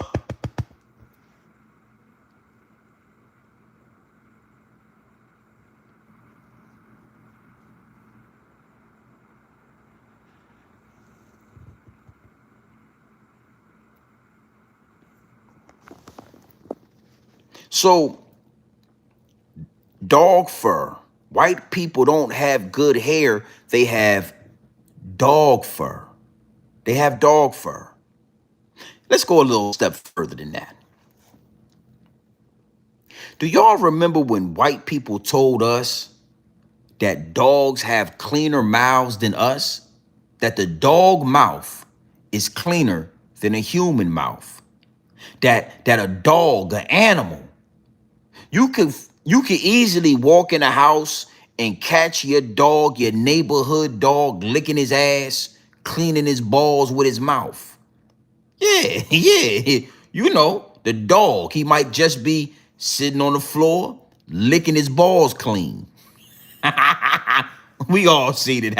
We all saw it before. Dog got his leg up. He licking his balls clean. He licking his ass clean, all with his mouth. And they told you that that dog mouth is cleaner than your mouth. That's because they have a connection through the dog fur. They have a connection. He got dog fur. She got dog fur. There is a connection. But let's be honest. That never set well with you. That never set well with me because I don't have dog fur. So somehow, some way, watching that dog lick his asshole and lick his balls clean, I just never could understand how his mouth could be cleaner than my mouth. But white people, dog fur, they were convinced. They were convinced. Yeah, they were convinced. They convinced you. For a long time, you believe that that golden retriever mouth was cleaner than your mouth. So to every all my new subscribers, dog fur. When I go out in the rain and I get in the car, I still smell like Versace. I still smell like, I still smell like Baccarat. I still smell like Gucci Guilty. You don't smell dog on me when I go and run through the rain and get in the car. When I used to run through the rain to get on the school bus, you didn't smell a golden retriever. You still smelled the marijuana when I was on the school bus.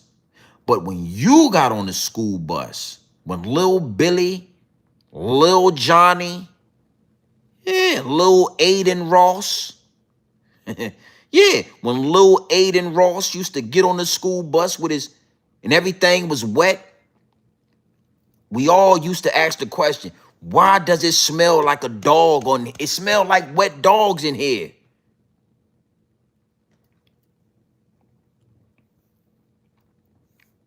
There, now you know. You ask me what the dog fur meant, what was dog fur? That's what it is. You don't have hair. You have dog fur. Dog fur attracts lice. Who is the people that you used to know that had lice? You remember when you used to go to school and we used to have to go to the gym and they would check everybody for lice? I'm an old man. I was born in the late 1980s. Yeah, the late 1900s is when I was born. So I remember a day when they used to take us all in the gym and they used to line us up in a straight line. And they used to say, we got to check you for lice. Now, me and none of my black friends never had lice. All but Lil Billy and Lil Timmy and Lil Johnny. Yeah, Lil Becky and Rebecca, they always had lice. Did you know that hair doesn't attract lice? Fur attracts lice. So dogs have lice. Lil Becky and Lil Timmy, they got lice. Did you know that? Did you understand that? Yeah, did you know that?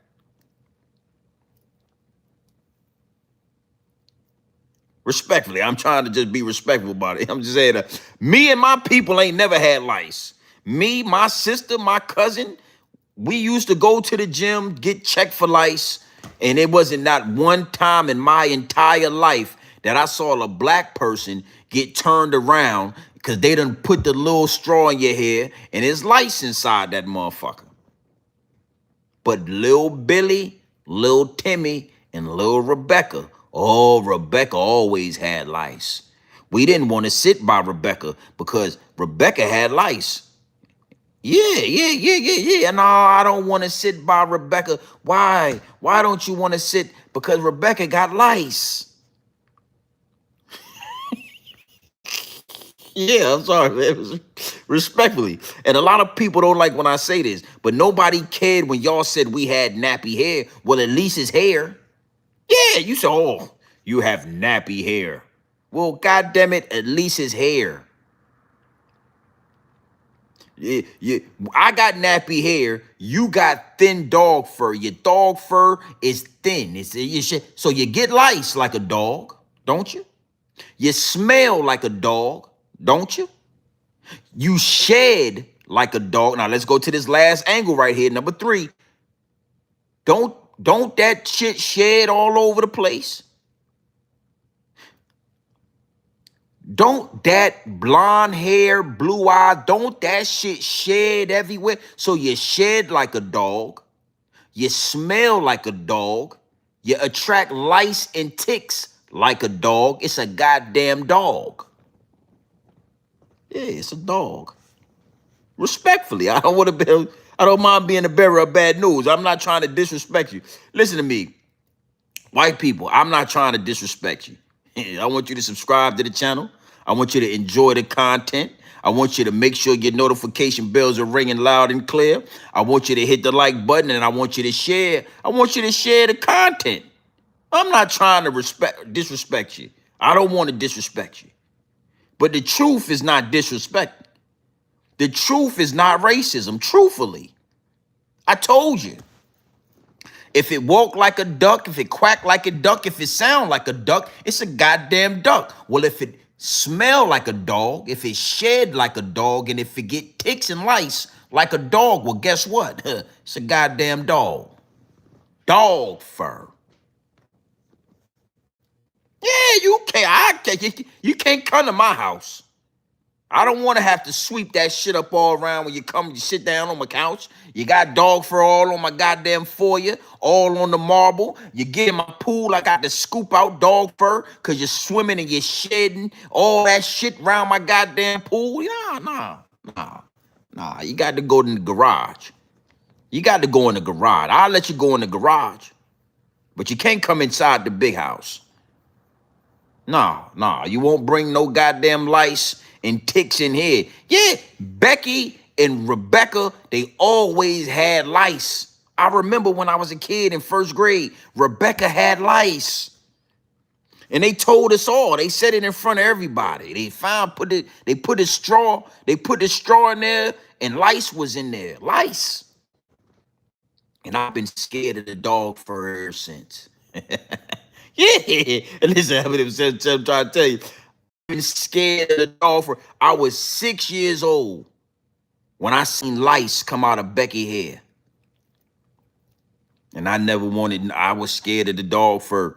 Every time I can't sit, I don't want to be close to the dog fur, because I feel like the lice was going to jump on me. Because I didn't know back in the day that the lice, I don't even attract the lice. But when I was young, I felt like, cause I seen the lice on the straw. And it was in her goddamn dog fur. Yeah. Yeah. And I was scared that the lice was going to jump on me. It traumatized me. It did traumatize me. It did. And every year, next year in the 2nd grade, they took us in the gym and they checked everybody for lice. And white people always had lice. It was always a line of white people, little white boys and little white girls over there. They take you out the line. Excuse me, little Becky, you got to go over there. Excuse me, Billy, come here. Yeah, go get in that line over there. Timmy, little Timmy, come here, little Timmy. Yeah, go stand in that line right there. Go stand in that line. You got the lice. You got lice. Oh, don't worry. Don't cry, little Timmy. It's okay. We gonna wash your hair. We gonna put lice protector inside your fur. And we gonna stand. And I would always be standing in my line, and I would watch the dog fur. I would secretly look at the dog fur when they was over there in that line. And I would say to myself, they all got bugs and lice inside the fur. And anytime, and I was traumatized. When they would try to come and play, I didn't want to play. I didn't want to sit with you. I didn't want to eat lunch with you, because I know it's something going on. If I stick a straw in that fur, I don't want. I'm sorry, respectfully, I don't want to disrespect you. I'm sorry. I don't want to disrespect you, but please.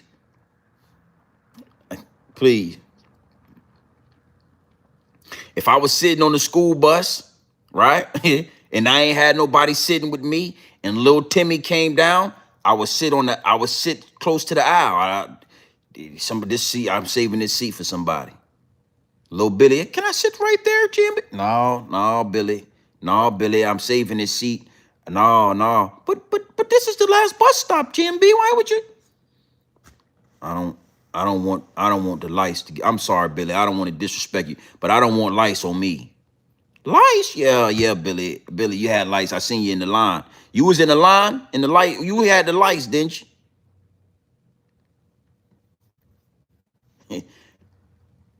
Your hair shed like a dog. It smell like a dog. It get lice like a dog. It's a goddamn dog. Okay, that's it. I ain't saying nothing else about it. Salute to the chat. If you need to know what dog fur is from here on out, right, go ahead and hit that little button right there, that little red button. It's a little red button right there, and you pull it back. And and there it is. And there it is.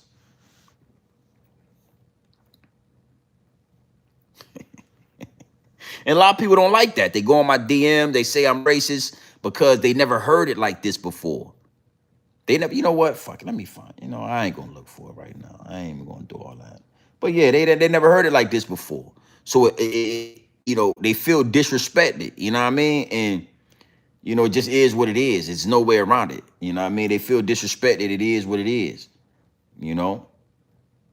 Just is what it is. I'm not gonna argue with you. Yeah, I ain't gonna argue with you.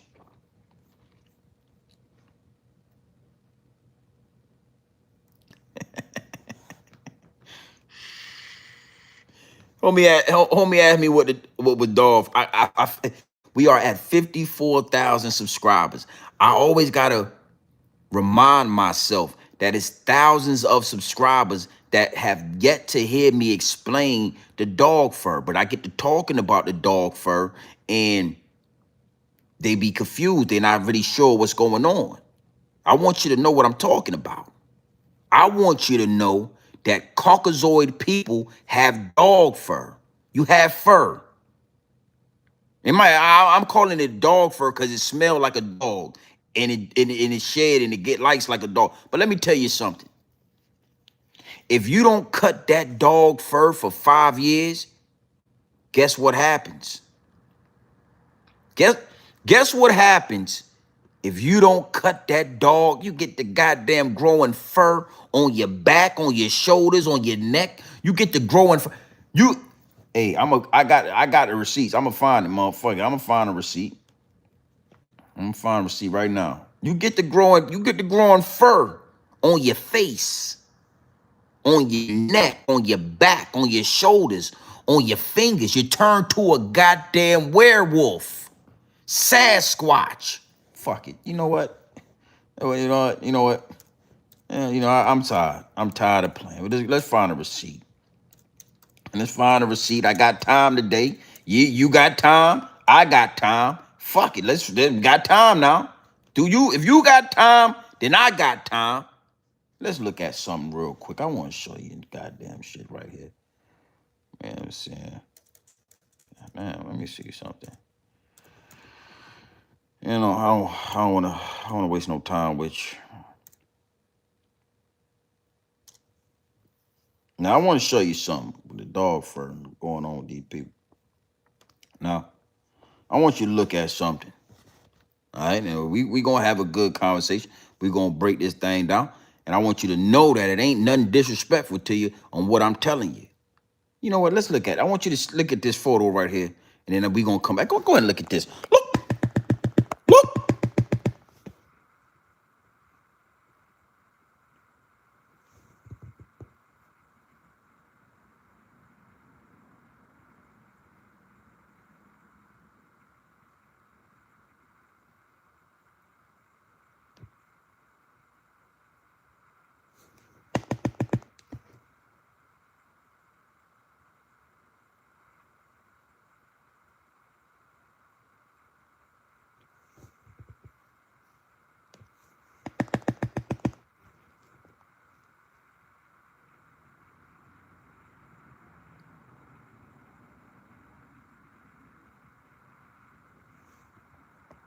Now, Now, now let's just talk about this now.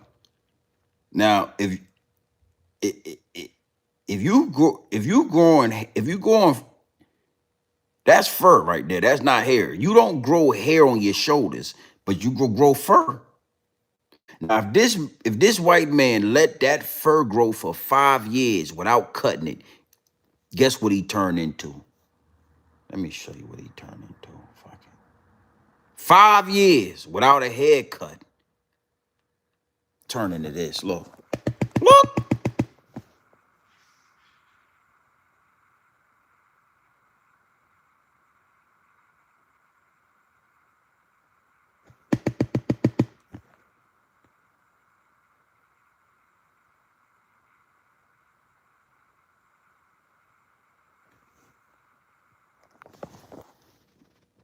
You see what I'm saying? I'm not listen to me, white people. I'm not trying to disrespect you. Respectfully, I'm trying not. I'm not disrespecting you. I'm not disrespecting you. I'm just saying what I'm saying. You can Google this. This on Google right here. It's public information. It's public information that you a goddamn werewolf. You a Sasquatch, a Bigfoot. Yeah. Y'all had us in class after we saw y'all get lice in the gym and y'all had lice in your fur, and then y'all took us back in the classroom and you told us stories about Bigfoot and Sasquatch. And you told us don't go in the woods because Sasquatch could get you. Who is Sasquatch? Bigfoot. The whole time, your ass was the Bigfoot. Yeah. Yeah. The whole time, your Uncle Bob is the Bigfoot. He just been cutting his fur down, slicing his fur down, and going to get his fur chopped up. So we can't understand and know. We didn't know your daddy back looked like that. We didn't know that your daddy had all that goddamn fur on his back. Under his polo and his goddamn tennis shirt, he had a furry back. We didn't know that. You knew that. You knew your daddy back looked like that. You knew that fur was on your daddy back. And then you tell us a Bigfoot in the damn wood, and the whole time you the goddamn Bigfoot. Yes.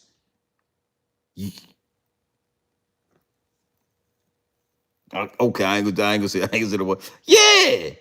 The goddamn Neanderthal gene was in you. The caveman. You told us we was cavemans.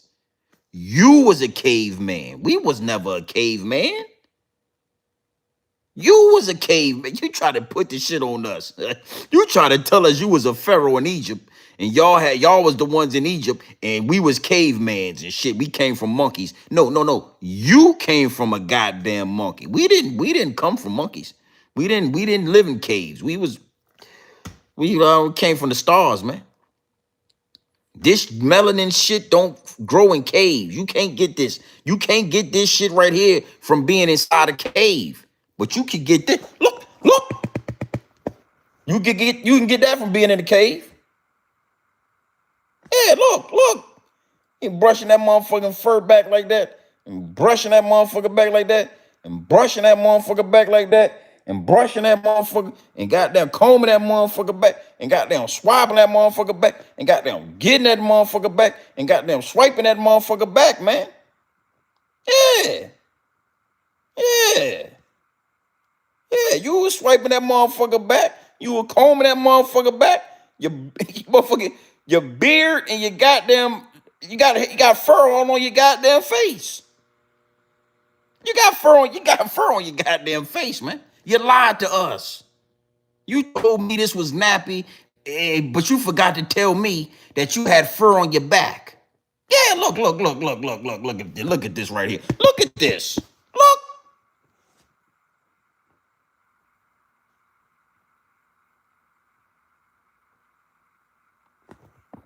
You told me and my people and my women that we got nappy hair.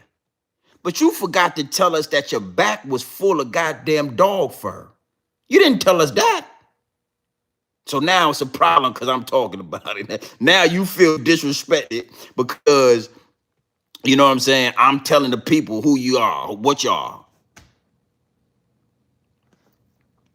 You telling us about combs and perms and weave and why is we doing this and why are we doing, but you ain't tell us that we didn't know.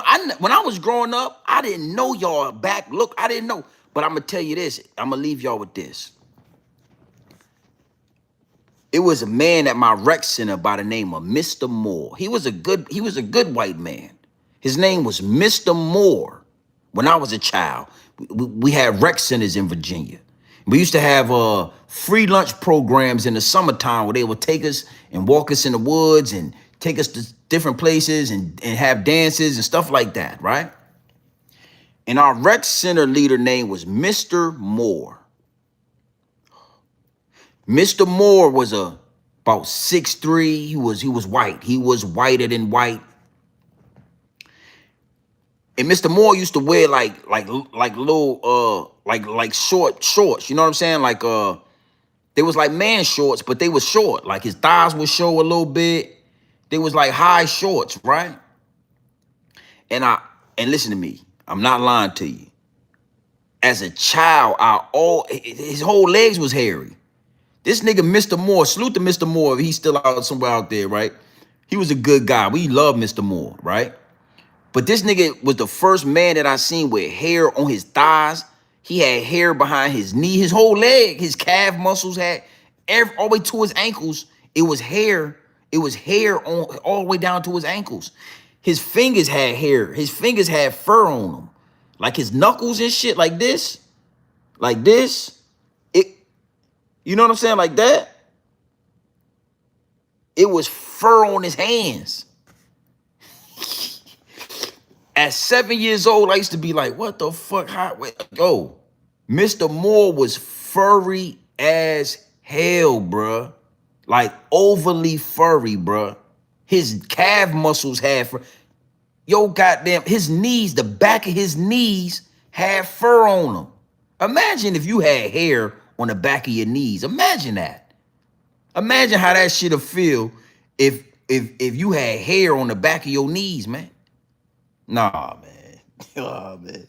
You know what I'm saying? Like, nah, B. That shit, I couldn't even imagine. But he had fur on the back of his knees. All around his legs and shit was furry. Like his hands, his neck, on his back. The shit used to come out of his shirt. Like, it would be like, right here, to be like fur coming out. I used to be like, what the fuck? You know what I'm saying?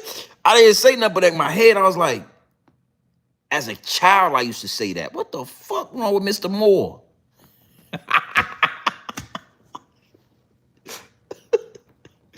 I used to say, man, what the fuck wrong with Mr. Moore, man? I used to say it low because I ain't want allowed to curse. But low under my breath, I said, what the fuck wrong with Mr. Moore? Nigga had fur. He's GMB, come here, man. What's going on? Little E, come here. He had fur on his, all around his shit. The white man is Sasquatch, Bigfoot, cavemans, animals, dog fur. All right, I ain't say that. That's fine. Salute to the chat, man. I had to get that out, man. You asked me about it. I need you to know that when you deal with this channel, when I get to talking about dog fur, I need you to know what I'm talking about. I need you to know what I'm talking about. Black women, stop wearing all that goddamn weave, man. The weave is dog fur. I wouldn't touch that motherfucking weave. We got to get y'all to a point where y'all stop putting that dog fur in your hair. Respectfully, I'm not going to say nothing else about that. Ain't no reason to cornroll the good hair that you got just to put dog fur on top of your shit and shed the dog fur all in my sink, all on my goddamn bathroom floor, all over, you know what I'm saying?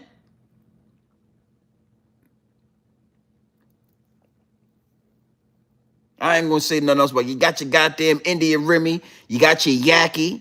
Yeah, that Yaki Indian Remy shit all over the goddamn place. You can't, nah. You gotta let your soul glow, man. Let that motherfucking afro out. Take them cornrows and brush out your afro and let the real hair show. Curling that goddamn dog fur. You got dog fur all on top of your goddamn scalp, and you curling that motherfucker, and you combing it, and you spraying it. Dog fur. That's what it is.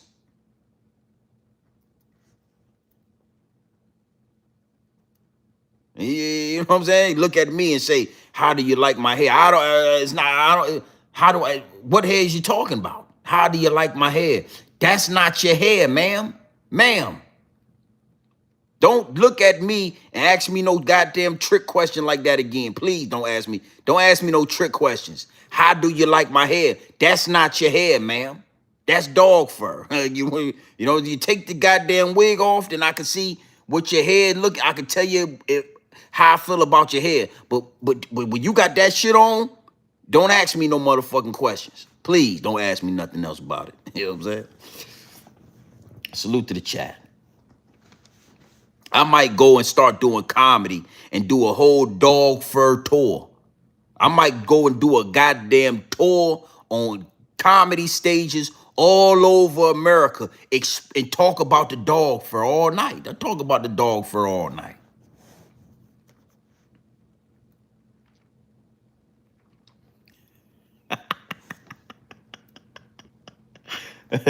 Hey, yo. Hey, on another note, right? Y'all seen that Dave Chappelle, Unstoppable Nigga comedy show, the comedy special? Put a one in the chat if you seen the Dave Chappelle Unstoppable Nigga comedy special he just dropped out. Dave Chappelle inspired me to maybe do comedy. Hey, Mr. Universe, check that shit out when you get off this live stream, man. Go check out that Dave Chappelle. That shit was funny, man. Dave Chappelle is my favorite comedian, man. You know what I mean? I like Cat Williams. I like Kevin Hart a little bit. But Dave Chappelle is like, yeah, it's new. It just came out. It just came out like a couple of days ago. That shit is funny, man. Dave Chappelle is a genius, bro. Yeah, Dave Chappelle is my favorite comedian, man. He make me want to do comedy. It'd be a lot of people in my DM like, yo, you funny as hell, bro. Like, you should do this. You should do that. I get a lot of DMs of people saying like, bro, you so funny, bro. You should do this, you do that. But when I watch Dave Chappelle, it made me feel like I could do that shit. Dave Chappelle made me feel like maybe I could get on stage and do it. You know what I mean?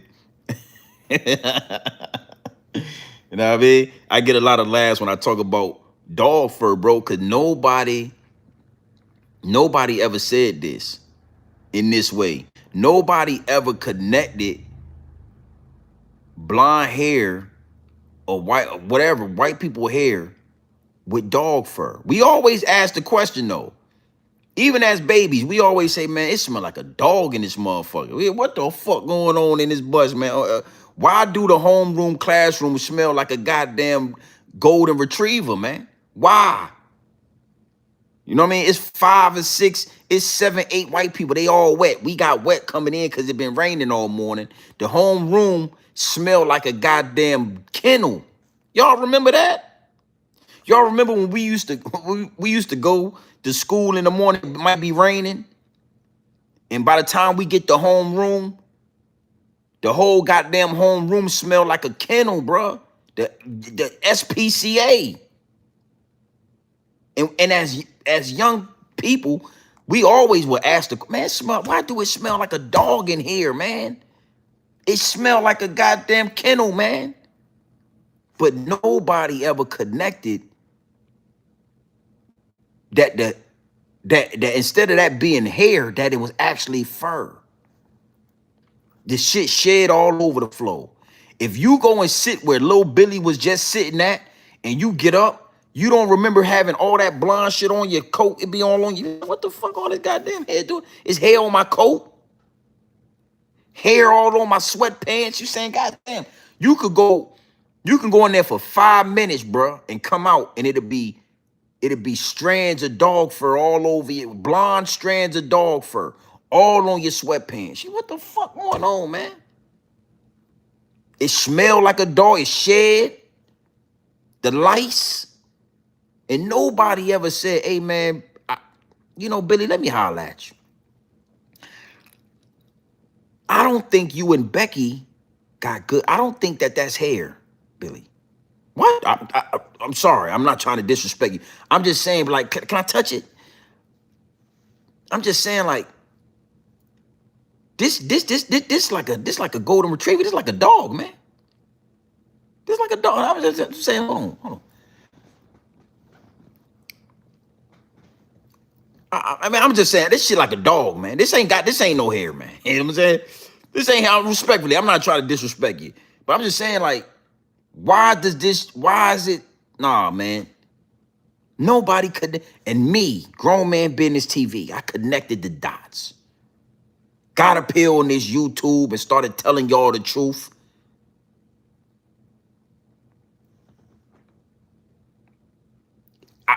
If a motherfucker ever asks you about hair, Caucasian person, whatever, Asian, whatever, Latino, all type of different dog fur is out there. It ain't just white people. I don't want the Caucasian people to think it's a lot. It's all kind of different people. If your shit ain't like this, you got dog fur on you.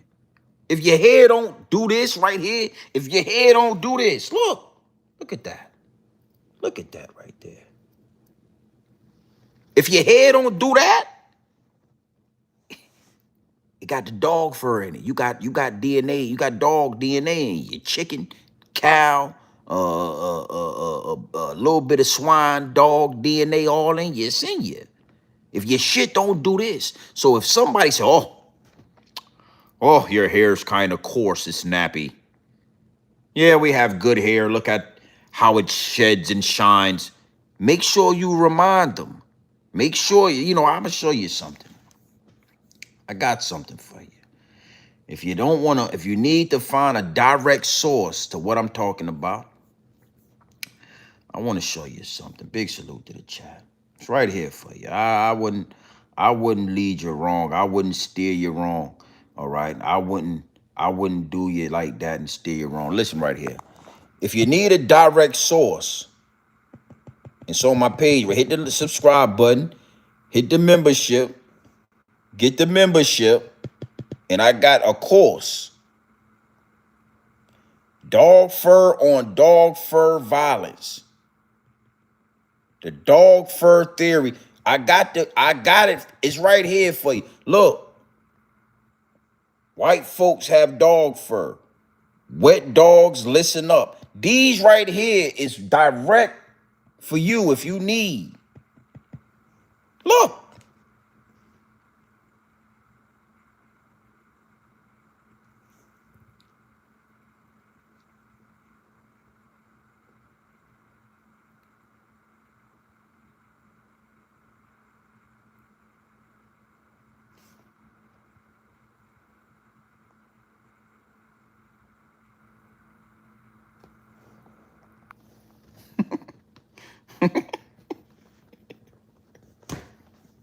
I'm done. I'm done for the day. Hey, look. That's just payback for all my sisters that went through the struggle and still going through the struggle of people telling them and making them feel insecure about that beautiful hair. Got my black women so fucking insecure about that hair that they keep it covered up and they put dog fur on top of their hair just to fit in with everybody, just to be able to be a part of the societal norms. Think about how crazy that is. Imagine if I just cover my hair right here with a whole bunch of goddamn blonde dog fur like a white man. Because I just needed to be able to get a job, or I needed to be able to fit in with the society that's been made for us, the matrix, and for me to feel comfortable, I got to cover these beautiful waves up. You see these motherfucking waves spinning? I got Virginia Beach with me. You see that? Virginia Beach. You see that? But I got to cover these motherfucking waves up and put that nasty dog fur on top of my shit so I could feel comfortable. So that's why I exposed you, or I exposed y'all to the people. Listen, I had to do it. For all the years you told these people you had good hair, knowing goddamn well your back was full of fur. You told everybody you had good hair, knowing goddamn well that ain't got nothing to do with that. Ain't here. You knew that. You knew your back was full of you knew you had lice. Forced us to stand in the goddamn auditorium with you and watch lice come out your goddamn fur. Traumatized me. You knew it was lice in your damn head when you would sleep at night. Yeah, I never told nobody that. Traumatized me. I never been this. When I seen goddamn little Rebecca get them damn lice bugs come out of here, I never dated white. I don't got nothing against white people, but I'm not into white women. I never been that guy, the black man that want that white. I never, because I seen lice. I seen lice with my own eyes. Never forgot it. And motherfucking straw had lice all. Bitch, get your ass away from me. Hey, Becky, please don't sit over here, Becky. I can't. Nah. Goddamn, not Becky. Don't put your goddamn fur near me. Please, lice in there. See? I'm done fucking with y'all. I'm done fucking with you. I'm done fucking with y'all, man. What it do, man? I'm done playing with y'all, man. Yeah, man. It triggers me. You know what I mean? Salute to the chat. Make sure y'all hit the subscribe button and all that. Yeah, man. Hurt me, man. All right, so we gonna wrap that up. Y'all already in here. Y'all know, man, for all my new subscribers, just so you know who you dealing with, you know how you're living and who you're living with.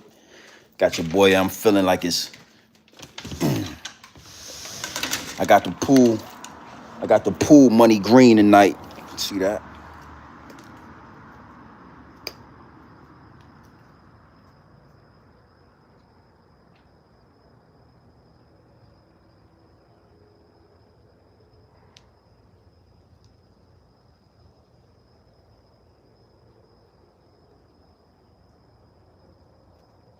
Yeah, we got the pool money green tonight. You know what I mean? See the motherfuckers dancing. You see the motherfuckers dancing.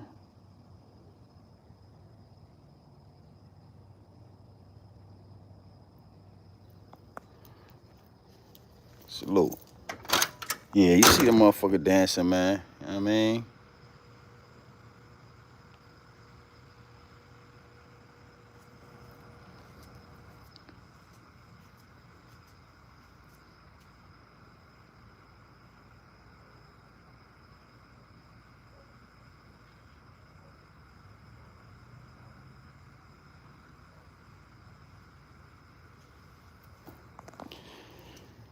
Yeah, man. This is grown man business, you know what I mean? Nothing more, nothing less. Cut this shit off.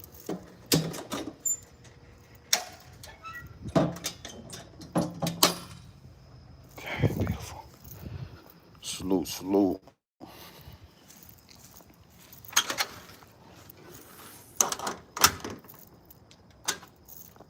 Damn, I got that shit closed up. I thought I closed it. Did I close that? I'm gonna leave that open because I ain't sure. I'm just gonna leave that open just to be sure. All right, cool. See, yeah, now it's off. I done cut it off, see? Yeah. Yeah, got the white marble. See that motherfucking white marble on the ground. Salute to the chat. I gotta do a little bit more cleaning up, man. I've been cleaning up all day.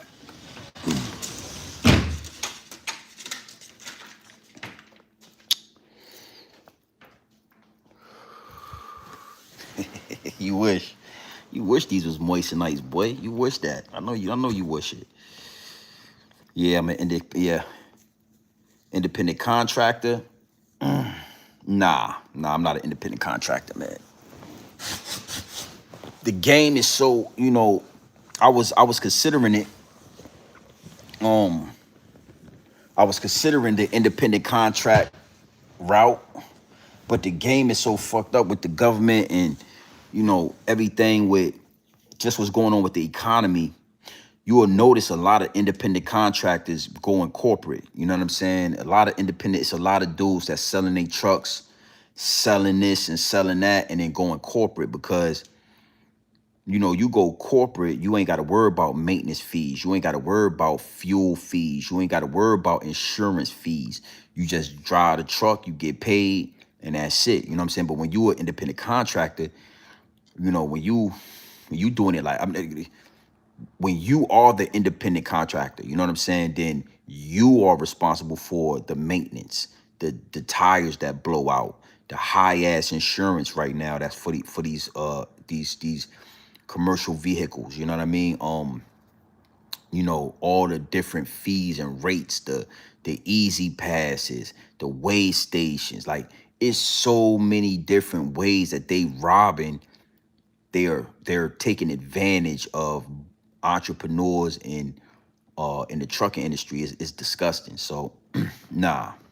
Could I be an independent contractor? Absolutely. You know what I'm saying? I could absolutely pull some strings, get a truck, and do my thing. But you wouldn't believe how many people I come across that got 2 or 3 trucks. They had a whole business.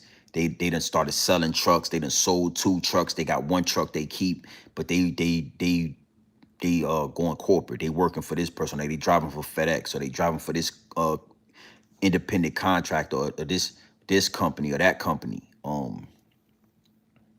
You know, so the game is the game. But yeah, man, it's wicked. It's wicked outside right now. It's wicked. You know what I mean? That's why I always talk about credentials and just getting different credentials and trying to figure out different lanes, because the name of the game is to shut down any avenue that you might be able to manipulate the system, manipulate the matrix. You feel what I'm saying? And that's why I talk about this music I'm about to drop. You know, before streaming services, right? Hustlers, black, whatever, white, whatever, figured out how to manipulate the algorithm, how to manipulate the matrix. They figured out that I don't have to go to a record label. I could go and I could print up my own CDs, or I could print up my own tapes, and I could sell a tape for $10 and I sell 20,000 tapes. I mean, you just do the math, you know what I'm saying? And it got so out of hand that the higher ups in the elite said, you know what, we got to control that. As soon as they figure out that we figured out how to get that paper, they put a ceiling on it. Okay, next thing you know, there is no more CDs. There's no more cars being made with CD players. There's no more CD players. There's no more DVDs. Now everything is streaming. Let me give you another example that nobody talks about.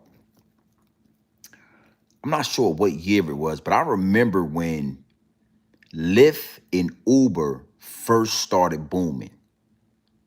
I was living in Philadelphia. I was up north near New York and Philly and all that. And I remember when Lyft and Uber first started booming. Bruh, listen to me. It's some people out there that made hundreds of thousands of dollars off of Lyft and Uber. It's some motherfuckers out there that made $1 million off of Lyft and Uber in the beginning. When the rates wasn't crazy, they wasn't charging you crazy fees. They really didn't think or know that people could really run that shit up. And niggas was running that shit up. Motherfucker I'm talking about, man, motherfuckers stay out that bitch all night for 5 days straight. Make bands doing that shit. And then when the higher ups and the elites, they peeped it. And they started adding all these fees and adding all these surcharges and adding all this extra shit till now they got Lyft and Uber under control. You really only going to make a certain amount of money. It's a ceiling on it now. I wouldn't care how much you run. You could run for 20 days straight. You only going to make a certain amount of money because they're going to charge you, tax you, and you only can get. But in the beginning, I remember it was like it was like Africans and certain foreign motherfuckers, man, they was making mad money, bro. Like hundreds of thousands of dollars. Like nigga making 6 figures a year off of Uber. niggas was telling me about it. They was making 6 figures a year off Uber. And that shit went on for about 3, 4, maybe 5 years before they figured it out and they put a ceiling on it. Yeah, respect, salute, salute.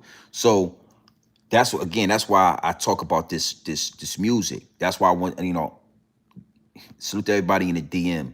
But I got a lot of people ready when it come to this music because I'm not putting my music on streaming services. I'm going to, the new CD is your music link. The new tape, the new CD is the link. When I send you, when you go to the Cash App and you pay for the music, and I email you a link that has my music, my CD cover, and my CD track list. It's just like buying, and then you can download it to your phone. If your phone get cut off, you can still listen to my music. It ain't like streaming services. You actually own the music. You own the link. You see what I'm saying? So if your phone get cut off because you didn't pay your bill, you can't listen to Spotify now. You can't listen to Apple Music. You can't listen to YouTube. You can't listen to nothing until you cut your phone on. But when you send me the $25 and I send you the link with however many songs is on my CD or on my album, and you go to your email and you download it to your phone, you now own that music. You can now listen to that music if your phone is on or if it's off, if it's active or if it's inactive. The one thing you know, you can go in there and get that GMB V1 and you can play that shit. You can still Bluetooth it if your phone is on or off.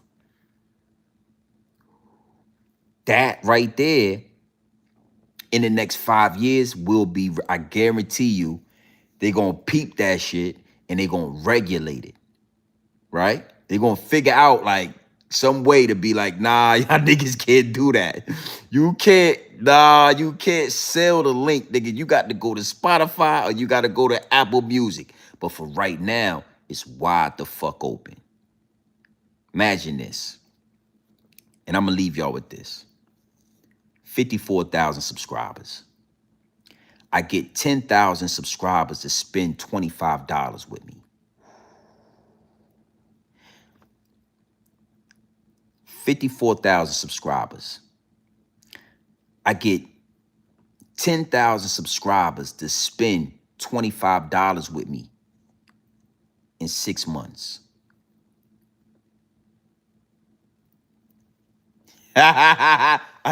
Salute. Salute to the chat. I'm a hustler, man. You know what I mean? So, Grown Man Business V1 will be available top of January. And know this, once we run that bag up, how that bag need to be ran up, now we going to be doing meet and greets. I'm popping up in your city. If it's going to be comedy, if it's going to be just y'all popping up with in secret locations that I give y'all, because when you buy the CD, you will give me your email for you to be able to receive the CD.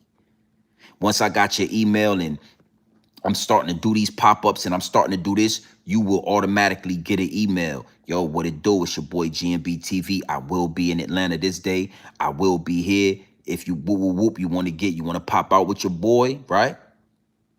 Let me know via RSVP and I'll send you the secret location and you come to the secret. We're going to be outside.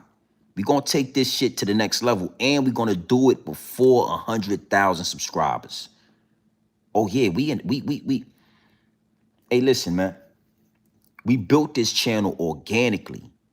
Now that we built this shit over 50,000 subscribers organically, it's multiple different ways to do this. It's multiple different ways to reap the benefit, to reap the fruits of our labor. Yeah, this music, trust me, you ain't gonna hear, it ain't nothing out like it. It ain't nothing like this shit. This ain't Griselda. This ain't Zit with the Drip. This ain't none of that. It ain't nobody that sound like this. So when it's time to get that, when it's time to get that link, when it's time for you, I already got my man doing the CD cover. He doing it. This shit gonna be fire. Trust me, y'all gonna love this shit. When it's time to support the channel and take this shit to the next level, that's what we gonna do. And we gonna be doing that all 2026. All 2026. You feel me? Salute to the chat, man. Yeah. Salute to Nipsey Hussle, man. RIP to Nip Hustle. You know what I mean? Hustlers is hustlers, man. And, you know, I always talk about Nip because I learned so much from Nip. Proud to pay. I guarantee you, I got 20,000 subscribers that's proud to pay for this music I'm about to deliver to y'all. You understand? You understand what I'm saying? 100,000 subscribers is good, but I guarantee you, out of 54,000 subscribers, I got 20K that's proud to pay. They can't wait. They can't wait. Salute to everybody in the DM. They was like, yo, nigga, get some merch. Look at my nigga JP. I don't know, he might be in the chat. He might have got up out of there. But my homie Joseph Perez, he always let me know, like, bro, get some merch. Get something to sell so I could spend with you. Well, I took heed to that. Salute to my homie Joseph Perez, man. That nigga always tell me, he always be in the chat like, nigga, like, yo, get some merch, get something I could buy, nigga. And it's a lot of people in my DM that say the same thing. So, you know, we gonna do this. We gonna do this for real. All right, so you already know what time it is, man. It's your boy, Grown Man Business TV, man. I know a lot of y'all got to work tomorrow. Y'all got things to do. Make sure you tap into the realest on YouTube. It is Grown Man Business TV. Salute to Pharrell, Pusha T, Malice. Congratulations on Let God Sort Them Out. I'm talking #1 rap album this year, the best rap album this year. Nothing is even close to what them boys did. Is a masterpiece. That is a masterpiece. That is a master class of lyricism, art, you know, I mean, just any level you want to approach it. And that shit came right directly out of the 757, Big Virginia. You know what I mean? Really motivational music. Love it. Big salute to them. All right? Charleston White, it is what it is and it'll be what it's going to be. So, you know, I'm not here to save you. You know what I'm saying? I wish you would have stayed on course and you would have stayed down and you would have kept it organic. You know what I mean? So that I could give you your flowers. So that I could speak highly of you. But, you know, you over there with Aiden Ross, man. Letting them boys play here. Yeah, they, you know, they talking to you like that. Something happening. All right, and I can't respect that. You know what I mean? You went through the door. We always talk about the door and you went through it. So, you know, your decision. You know what I mean? As a man, you got to stand on that. So it is what it is and it'll be what it's going to be. Nasty work. And salute to Charleston's wife, man. That was the key. It's so crazy. It's so crazy because you don't really know until it's too late. The real trick is to try to pay attention while you got it. You know what I'm saying? Because it's always easy. Hindsight is 20/20. So it's always easy to look back and be like, damn, y'all fucked that up. You know what I mean? But the win, the W is when you can recognize it in real time and then act on it. But even that, like, CW couldn't see, like, that is what they were scared of. They were scared of you promoting that. They didn't really care about you with them guns you in Texas. They didn't care about a lot of the shit you were saying. And it's the freedom of speech. You was nobody at the time for them to even really care that you were saying F Nipsey or F the Jew, whatever you were saying. You know what I mean? You wasn't no major figure that they really had to care about what you were saying. But that whole family dynamic you were showing, how you got your daughter, how you had your son, how you are a present father, how you have a wife that obeys you. It is, you know, it ain't nothing just to have a wife, you know what I mean? But to have a wife that will obey you in public, will protect you in public. That's not something you were supposed to be pushing to black people, especially black men. Jewelry, whores, money, rap, smoking weed, shit like that, you could do that. You know what I mean? Your little old OnlyFans models and, you know, That's cool. We cool with that. But that shit you was doing with your wife, that's a no-no. Absolute no-no. All right? So big salute to the chat, man. I'm gonna stay up for a few more hours. I got some cleaning to do. I got some family coming in tomorrow. I'm excited about that. I'm gonna clean up a little bit more, but I'm gonna spend a few more hours playing with this these last 2 beats. I got like these 2 songs I've been working on. I'm finishing them up, so I need to go ahead and finish those 2 tracks up. And then I'll probably try to get in the studio this weekend, maybe like Saturday or Sunday. I'm gonna try to get in the studio this week and wrap that up. No snake oil here. Media is the 4th branch of the government. Yeah, 100%. Finally, the little homie at VA getting some light. Yeah. We definitely working. Yeah, man. Yeah, finally, man. You know, Virginia is not the biggest place, right? So it ain't like New York, right? Where we got thousands of rappers that go into these industry and go into these record labels, you know what I'm saying? We got a select a few. But really we only got the clips that's super mainstream rappers, you know what I mean? On that level. That's on the level that they at. So, you know, I respect that. I think that shit is fire. Will do. You know, I got a song I'm working on called Yes Lord. Yes Lord. I'm gonna end the chat with this, right?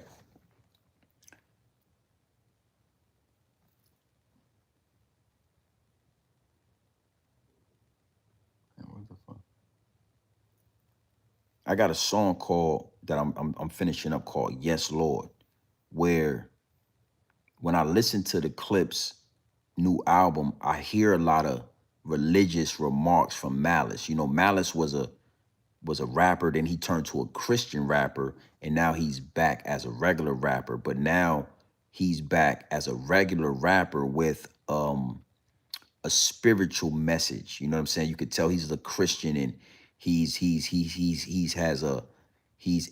interjecting some small references of like religion and God and things like that. And I really like that.